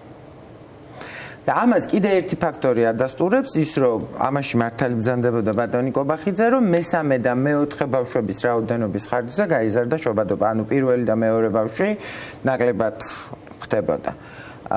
მოხდა კუმულაცია, რაღაცა მომენტამდე ავიდა ეს რაოდენობა და მერე გაჩერდა. დაიწყო კლება. რაც შეეხება კი აქ ემიგრაციაზეც არის საუბარი, რა თქმა უნდა ძალიან მნიშვნელოვანია. გაერო მისის დათვალა, რომ მე მგონი 95 წლიდან დღემდე, ანუ 2025 წლამდე უფრო სწორად, საქართველოში ფერტილური ასაკის ქალების რაოდენობა 32.5%-ით არის შემცირებული. ყველაზე მეტი მიზეზი არის ის, რომ ზუსტად ამ ყველაზე არა მარტო რეპროდუქციულად აქტიური, მაგრამ არამედ ფიზიკური შრომის თვალსაზრისითაც აქტიური ასაკის ქალბატონები ტოვებენ ქვეყანას და ყველამ ვიცით რა ხდება და როგორ ხდება. რაც არ უნდა ვისაუბროთ, ახლა აქ საუბარი იყო სიუჟეტში და აბსოლუტურად ვეთანხმები იმაზე, რომ ინფრასტრუქტურა არ არის, დაუშვათ რაღაც გარკვეულ ასაკამდე ბავშვებისთვის არ არსებობს სახელმწიფო დაწესებულება, სადაც შეიძლება რომ ბავშვი მიიყვანო არა იმ ასაკამდე რა ასაკშიც ბაღში მიდის, არამედ მანამდე, ხო? ნუ სახელმწიფო არ არის, ნულიდან 3 წლამდე, კი ბატონო, კი არსებობს კერძო, რასაც ანუ რითი თქმა მინდა, ბოლო რაც არ უნდა ვიტრიალოთ, ბოლო ყველაზე მნიშვნელოვანი მიზეზამდე მაინც მივართ ეკონომიკასთან რა. იმიტომ რომ ის რო არ არის ინფრასტრუქტურა, ის რო არ არის საკმარისი მომსახურეობა, ის რო ეს ქალბატონები ტოვებენ ქვეყანას და მიდიან, ამის ყველაფრის მიზეზი ბოლო მაინც არის ეკონომიკური ფაქტორი. ბატონო რომან, ყველა გზა მოდის თქვენთან. ეკონომიკასთან. მე ვიცი რომ თქვენ ძალიან ხართ მომზადებული დღევანდელი გადაცემისთვის, ჩვენ ვილაპარაკეთ წინასწარაც და ძალიან მინდა რომ საზოგადოებისთვის გახდეს ცნობილი ძირითადად და ყველაზე მნიშვნელოვნად რა აფერხებს შობადობას, რა არის ამის ძირითადი მიზეზები. ეკონომიკა, თუმცა უფრო რომ ჩავიდეთ და უფრო რომ გავშალოთ დეტალებში. დემოგრაფიული მდგომარეობის სამი მთავარი ფაქტორიდან სამივეში გვაქვს უმძიმესი ვითარება. არ უნდა ეხმაროს შესაძლებელია რაღაცა სიტყვა კატასტროფული, რომელიც რაღაც მოვლენას დრამატიზებას ახდენს, მაგრამ თუ არა კატასტროფული, სხვანაირად ვერ დავასახელებთ აი ამ სამიდან თუნდაც პირველს. ემიგრაცია.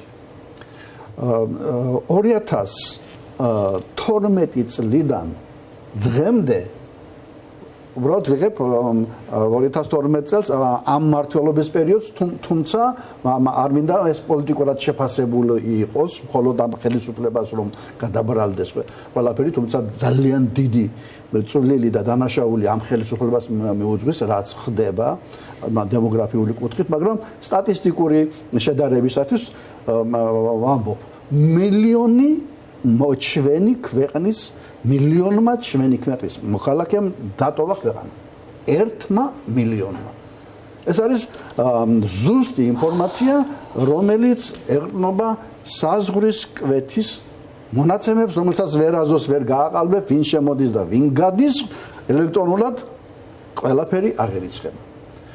2010 წლიდან, მაშინ ცოტა უკანო წავიდეთ. დღემდე ქვეყანა დატოვა დაახლოებით 1,5 მილიონმა ჩვენი ქვეყნის მოქალაქემ და ვინ არიან ეს ადამიანები? 20-დან 40 წლამდე. ეს არის პროდუქტიული, შრომის უნარიანი ჩვენი ქვეყნის მოქალაქეები, ქალები და კაცები, რომლებმაც იმ ქვეყანაში შეიძინეს მათმა დიდმა ნაწილმა ემიგრანტის სტატუსი. რა განსხვავებაა ემიგრანტისა და არაემიგრანტისა, ეს ვიცით, რომ ემიგრანტი არის ის, რომელიც იქ რჩება 1 წლის განმავლობაში უკან თუ არ დაბრუნდი, მორჩა. და ევროკავშირში სამთვიში თუ არ დაბრუნდი, მაშინ ფაქტობრივად უკვე არალეგალი ხარ და მით უმეტეს ამერიკაში საოცრება ხდება, ვინაიდან ფულის გადმორიცხვები გვაჩვენებს, რომ მართლა ეს მექსიკის საზღვარი რაღაც საოცრება ყოფილა. ვინაიდან ფულის გადმორიცხვით ამერიკა გავიდა პირველ ადგილზე, რომელიც კოვიდამდე 5 ევროშიც კი არ იყო. ანუ მაგრამ რა ხდება დაახლოებით აი ამ 15 წლის განმავლობაში დავანებოთ ამ 15-ს, მარტო 12 წლის სტატისტიკა მოყვანილი დემოგრაფიასაც არაფერი არ უნდა შეგეშალოს. ამიტომ იშვიათად მოვდივარ ჩანაწერებით, მაგრამ აი უზარმაზარი ასე ვთქვათ ფურცლები მაქვს მოყვანილი. მიდის ახალგაზრდობა, მოდიან ბრუნდებიან ის ადამიანები, რომლებიც წავიდნენ 20-30 წლის წინ. ახალგაზრდა ჩვენი მოქალაქე წავიდა 30-40 წლის და უკან ბრუნდება საპენსიო ასაკის. ამიტომ სხვაობა წასულებსა და დაბუნებულებს შორის არის 300,000-ზე მეტი 2012-2025 წლებში. 300,000-ში ახალგაზრდა ადამიანი დარჩა ემიგრანტის სტატუსით 99% არალეგალურად და არალეგალურ ცხოვრებას რასი მძიმეები მოძდებს, როდესაც დაზღვევა არ აქვს და არაფერი არ აქვს და რისი ბავშვის გაჩენაზეა საუბარი, თუნდაც რომ ჩავთვალოთ, რომ იქ ქართული ოჯახები შეიქმნას. ეს არის კახეთის ტოლფასი მოსახლეობა.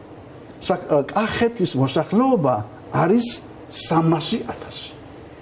315,000 არის ზუსტად რომ გითხრათ რიცხვებში, ამ წლებში ემიგრანტის სტატუსით დარჩენილი მოქალაქეები, რომლებიც როდის დაბრუნდებიან არავინ ვიცით.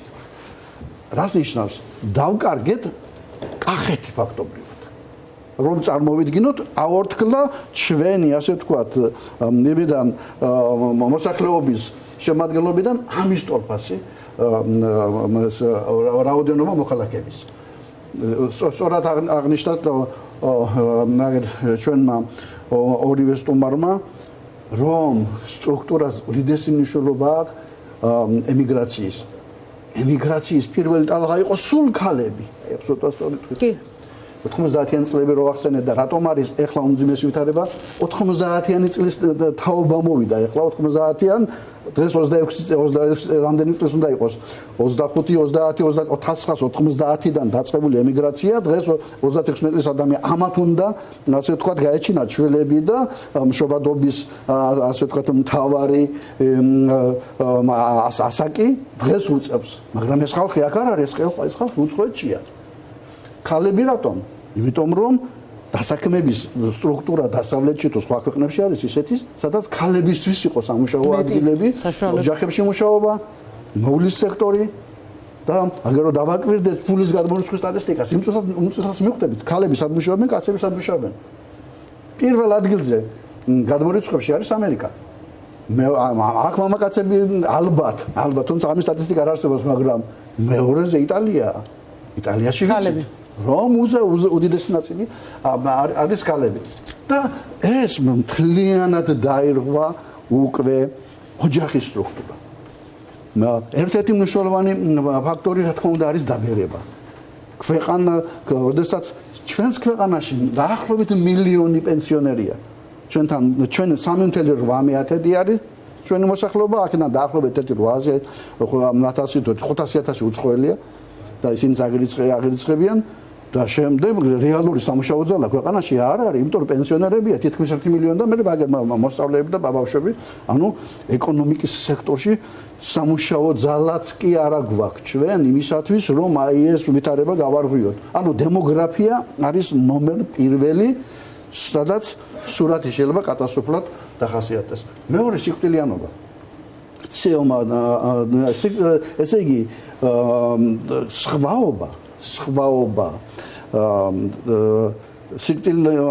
ესე იგი სიკვდილიანობასა და დაბადებულებს შორის არის -46,000 ბოლო 6 წლის განმავლობაში. 46,000 ადამიანით მეტი მოკვდა, ვიდრე დაიბადა. რა თქმა უნდა, როგორი არის ეს სტატისტიკა, მე შემიძლია გითხრათ, რომ 50-მდეა ასული ბატონ რომან. მე არ მივათვალე ბოლო პერიოდი, ვინაიდან არ არის 24 წლის მონაცემებია თუ არ ვწდები, ხო ეს 46,000. კოვიდმა ყველაზე მოახდინა მთელ მსოფლიოში გაგავლინა. 4,000 გარდაიცვალა 2020-ში და 2021-22-ში, აი ეგ ზუსტ სტატისტიკა რომ გითხრათ, ეს იყო 14,000.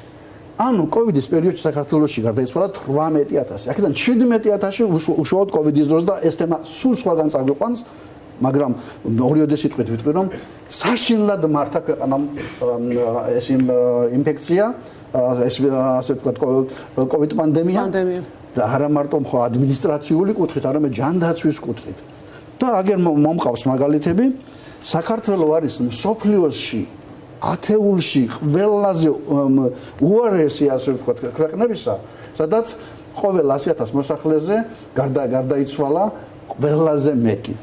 ანუ ჩვენ აგერ რა შედარებაა სომხეთთან, რა შედარებაა აზერბაიჯანთან, ჩვენმა მეზობელმა ქვეყნებმაც გვაჯობეს 17,000 გარდაიცვალა და აი აგერ ეს ქვეყნები პერუ, ბულგარეთი, ჩრდილოეთ მაკედონია, ხორვატია, სლოვენია, უნგრეთი, აგერ ორბანისა და ფიცოს ასე ვთქვათ მართული კოვიდი, საქართველო, მონტენეგრო, ჩეხეთი მაშინ სოციალისტი იყო და აგერ და ვინააგირე ბოსნია-ჰერცეგოვინა. ცოტა უცნაურია რომ იცოდეთ. 10 ქრისტიანული სახელმწიფოა და აქედან 5 მართლმადიდებელი. ამ თემას თავისი ახსნა უნდა. საქართველოს არის მერვე ადგილზე გარდაცვლილთა რაოდენობით მოსახლეობასთან შედარებით აი ამ პერიოდში. მაგრამ შემდეგ ხომ უნდა გამოსწორებულიყო ვითარება, ხომ გაიზარდა მუშიპო, თუმცა მუშიპოს ზრდის პროდუქტს ხალხი კი არ ღებულობს, არამედ ღებულობს ნაღები. ელიტა, ქართული ოცნების ბიზნესი ძალიან სწორ რომ საზოგადოების ძალიან დიდი ნაწილი როგორც წესი სიღრმისეულად ამ ინფორმაციას ვერ იღებს ან არ ყოფნის თქვა კვალიფიკაცია ამის გასაგებად ეს აბსოლუტურად ნორმალურია შეიძლება ეკონომიკურად ვერ გაარკვიო რას ნიშნავს თქვა მუშიპოს და მაგრამ აი ამ ტიპის ინფორმაციას როცა პირდაპირ აწვდიან რომ ჩვენ ეკონომიკური ზრდა გვაქვს ამდენი პროცენტი რომ მუშიპო გაიზარდა ქვეყნის ძალიან წუხარ, მაგრამ ალბათ საზოგადოების გარკვეული ნაწილი პირდაპირ ღებულობს აი ამ ზრდის ფაქტორებს. არც კითხულობს პირდაპირ. ვის ოჯახებში მიდის ეკონომიკური ზრდის პროდუქტი? ნაწილი ვნახეთ, ვის ოჯახებში. თუ მიდის ვის ოჯახში ჩვენ ხომ ვნახეთ მაგიდაზე დადებული 6.5 მილიონი დოლარი ერთ ოჯახში მარტო. აგერ და ახლა ციხეშოროზის პრემიერ-მინისტრი ყოფილი 20 მილიონი ლარი და თავად ამხელენ. თავად ნახევარმთავრობა თავიანთი გუნდის დაიჭირეს და კიდე ასე ვთქვათ იმათ ქვემოთ რა კორუფცია და რა ასე ვთქვათ ძარცვა მიდიოდა ბიუჯეტის და ტენდერებში როგორ ასე ვთქვათ ინაწილებდნენ ფულს კიდე სხვა საკითხია.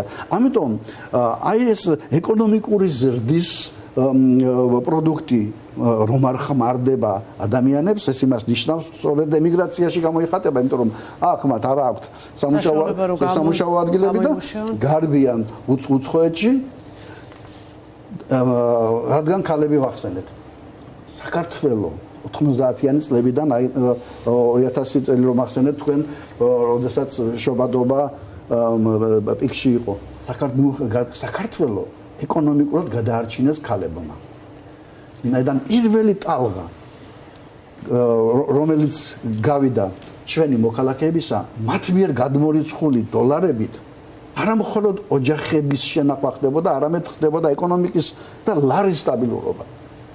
2019 წელს 1.8 მილიარდი დოლარი შემოდიოდა საქართველოში უცხოეთიდან აი ამ გადმორიცხვების სახით. უზარმაზარი ფულია.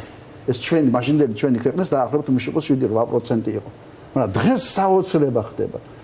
დღეს სულ რაღაც 6 წელიწადში 3.6 მილიარდი იყო 2025 წელს, ანუ გაორმაგდა. როგორ შეიძლება გაორმაგდა ხელფასები მოემატათ? არა. ამაშია მთელი უბედურება რომ მიაწყდა ხალხი ევროპას, ამერიკაში თუ ვიზოდ მიდიოდნენ და თუ რჩებოდნენ უკვე აი ამ ასე ვთქვათ უვიზო რეჟიმმა გახსნა კარები და შემოდის ფული რომლის დაკარგვის საფრთხის წინაშე ვარსებობთ. და კიდევ სხვა საკითხია შავსიაში რომ შეგიყვანეს და ამერიკიდან დაიწყებენ ხალხის ასე ვთქვათ გამოდევნას. ანუ ეს წარმოუდგენლად დიდი რიცხვია, როდესაც 3.6 მილიარდი მოდის აქ და ეს შემდეგ სხვადასხვა არხებით გადანაწილდება ოჯახებიდან განათლებაში რაღაცა ყიდულობ ბიუჯეტში ფული შედის ნებისმიერი ფული დახარჯო 18% დღესახეთ ბიუჯეტი იფსება ბიუჯეტში. ანუ რომ შევაჯამო ეკონომიკური მდგომარეობა არის ძირითადი განმაპირობებელი და ეკონომიკური სიდუხჭირე იმ სურათისა რასაც ჩვენ ახლა ვხედავთ. ყველაფერი არის შედარებითი. ჩვენი მაღალი ეკონომიკური ზრდის პირობებში ასეთი დემოგრაფიული სურათი 56,000 იკლო ჯერჯერობით 2024-მდე და როდესაც სომხეთში ასე არ მომხდარა. იქ არ არის ზრდა, მაგრამ არა. აზერბაიჯანში პირიქით სომხეთში მცირეოდენი ზრდა და ვამთავრებ. რადგან გაერო ახსენეთ. გაეროს ერთ-ერთი დოკუმენტის მიხედვით საქართველოს არის იმ მცირერიცხოვან მომაკვდავ ერთასიაში, რომლის მოსახლეობა 2050 წლისათვის შემცირდება. რბილად ვამბობ. ანუ 2050-ში საქართველოს მოსახლეობა იქნება 3.8 მილიონზე ნაკლები და ძალიან მნიშვნელოვანი ნაკლები წერია იქ. ამას ჭირდება რადიკალური გარდატეხა. აი ზუსტად აქ მინდა ახლა დარჩენილი დრო გამოვიყენო. კეთი, რას ფიქრობთ, აი ეს რადიკალური ცვლილებები რა შეიძლება მოხდეს თუნდაც ჯანდაცვის სექტორში, რაც შეძლებს ამ პროცესის შეჩერებას და ვთქვათ, შეობადობის უკეთესი მაჩვენებლების დადებას. აი რა უნდა მოხდეს, რა შეიძლება გამოსავლად მივიჩნიოთ. იცი რა არის თვითონ ჯანდაცვის სისტემაში შესაბამისი პაკეტების მიწოდება, ეხლა თვითონ ორსულობის და დაუშვათ მშობიარობა ის გადასახად სახელმწიფო ფარავს მათთვის, ვისაც განსაკუთრებული მომსახურება არ ჭირდება. და მთელი რიგი მომსახურება სახელმწიფოს მიერ არის დაფინანსებული 0-დან 6 წლამდე ბავშვებისთვის. ახლა მეორე საკითხია, რამდენად მშობლები ამ ინფორმაციას ფლობენ, ერთი საკითხი და მეორე საკითხი, რამდენად საკმარისია ის თანხა, რაც გამოყოფილია ამ სახელმწიფო პროგრამებში იმისთვის, რომ ეს დანიშნულების ადგილას მივიდეს, მაგრამ აქ მარტო ჯანდაცვის სისტემა ვერაფერს ვერ უშველის, იმიტომ რომ ეს არის ძალიან კომპლექსური საკითხი. ვიღაცისთვის შეიძლება ხა არანაირი კავშირი ამასთან არ კონდეს, მაგრამ ცოტა ხნის წინ ქვეყანაში იყო ძალიან დიდი კომპანია გაჭაღებული იმისთვის, რომ როგორმე შეგვემცირებია და საუკეთესო შემთხვევაში საერთოდ მოგვესპო ეგრეთ წოდებული სელექტიური აბორტები. რაც იმას ნიშნავს, რომ გარკვეული პერიოდის განმავლობაში ამ ქვეყანაში ბიჭი მეტი იბადებოდა ვიდრე გოგო.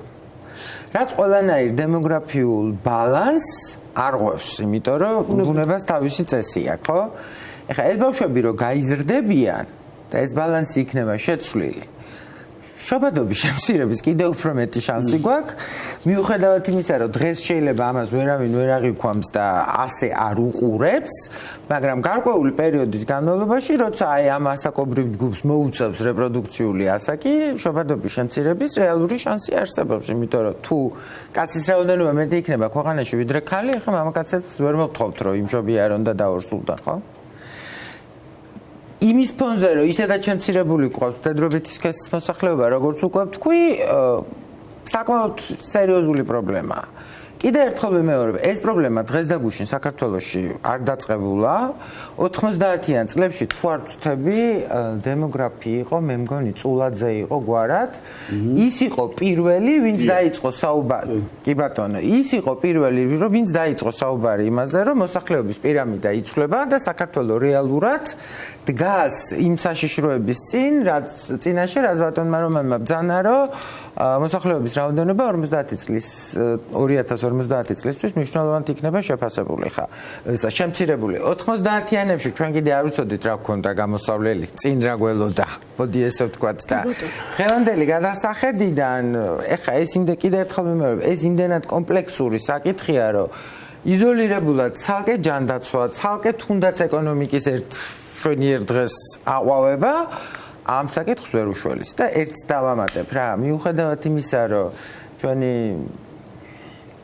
ეგრეთ წოდებული პარლამენტარები ძალიან დარდობენ იმას, რომ საქართველოში ლიბერალური მოსაზრების გამო შემცირდა შობადობა, მინდა დავამშვიდო საქართველოს შობადობის მაჩვენებელი, თუნდაც ის დაბალი, რაც დღეს გვაქვს, ევროპაში მაინც ყველაზე მაღალია. ხო, იაგო, აი შენს მინდა რომ აი რაღაცა დასკვნითი სიტყვისთვის მოგცე საშუალება. კი ბატონო, ესე იგი რამ უნდა შექმნას დოვლათი ქვეყანაში, ანუ ოჯახებმა როგორ უნდა მიიღონ შემოსავლები, თავი რომ გავონებოთ იმას, რომ ემიგრანტები აქ ბევრი ვილაპარაკეთ იმაზე, რომ ემიგრანტები აგზავნიან ფულს და მართლაც ბევრი ოჯახი არაოფიციალურად კვლევების საფუძველზე მინიმუმ ყოველი მეხუთე ოჯახი საზღვარგარეთიდან გზავნილებით არსებობს და ამით გააქვს თავი. ძალიან მნიშვნელოვანია ის, რომ ასე ვთქვათ, უმუშევრობის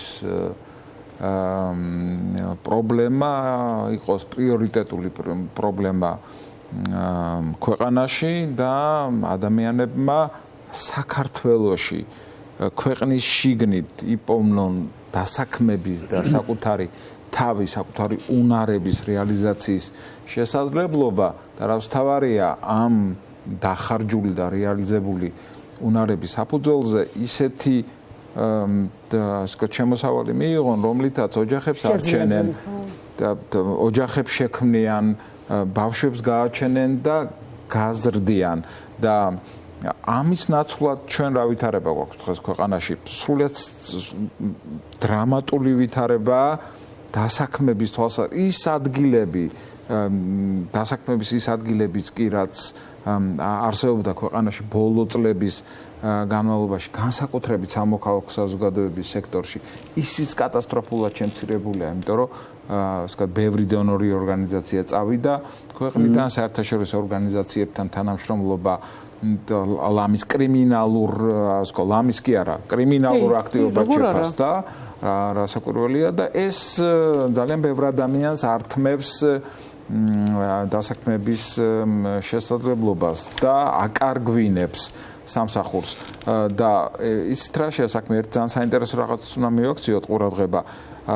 ნახეთ დასაქმების მაჩვენებლებიც კი ფორმალურად და ოფიციალურად თითქოს იზრდება ქვეყანაში, მაგრამ აქ ერთ ამბავს უნდა გავუსვათ ხაზი, ერთი დეტალია ძალიან მნიშვნელოვანი. ის ადამიანები, ვინც სამსახურს არ ეძებს, იმიტომ რომ დაკარგეს სამსახურის მოძებნის ესე იგი იმედი და იმედგაცრუებულები არიან, ფრუსტრირებული არიან, ის ადამიანები უმუშევრად არ ითვლებიან. ანუ ნახეთ ოფიციალურად თუ არ ეძებ, თანაც გამოკითხვის მომენტამდე 14 დღის განმავლობაში უნდა იყო, 2 კვირის განმავლობაში უნდა იყო აქტიური სამსახურის მოძებნის თვალსაზრისით და თუ არ ახარ სამსახურის მოძებნის თვალსაზრისით აქტიური სახელმწიფო უმუშევართა ჯგუფში შენ არ გრთავს. ეს სხვა შორის არის ILO-ს, ანუ შრომის საერთაშორისო ორგანიზაციის ერთ-ერთი კრიტერიუმი და ჩვენთან ეს მასა არის უზარმაზარი, ანუ ფრუსტრირებული, იმედგაცრუებულ ადამიანთა რაოდენობა, რომლებმაც ეძებეს სამსახური, ეძებეს ვერ ნახეს და შეეშვნენ ამ ამბავს. სამსახურის მოძებნის мотиваცია დაკარგეს, იმიტომ რომ მაინც მიხვდებიან, რომ მაინც დარწმუნებული არიან, რომ ვერ იშოვიან. და ეს ადამიანები უმუშევრთა სტატისტიკაში არ ჩანან და შესაბამისად ის მაჩვენებელი, რომელიც ჩვენ გვაქვს უმუშევრობის ქვეყანაში არის, პრინციპში აბსოლუტურად არასახავს რეალობას და ყელყელაობა ხელისუფლების რო თითქოს დასაქმების მაჩვენებლები იზრდება, აბსოლუტურად უნიადაგვია. მოკლედ, გამოსავალზე მკითხეთ ნინო და ეს არის კიდე ერთხელ ვიმეორებ, ქვეყანაში ადამიანებს, მოქალაქეებს უნდა გაუჩნდეთ იმის შესაძლებლობა, რომ საკუთარი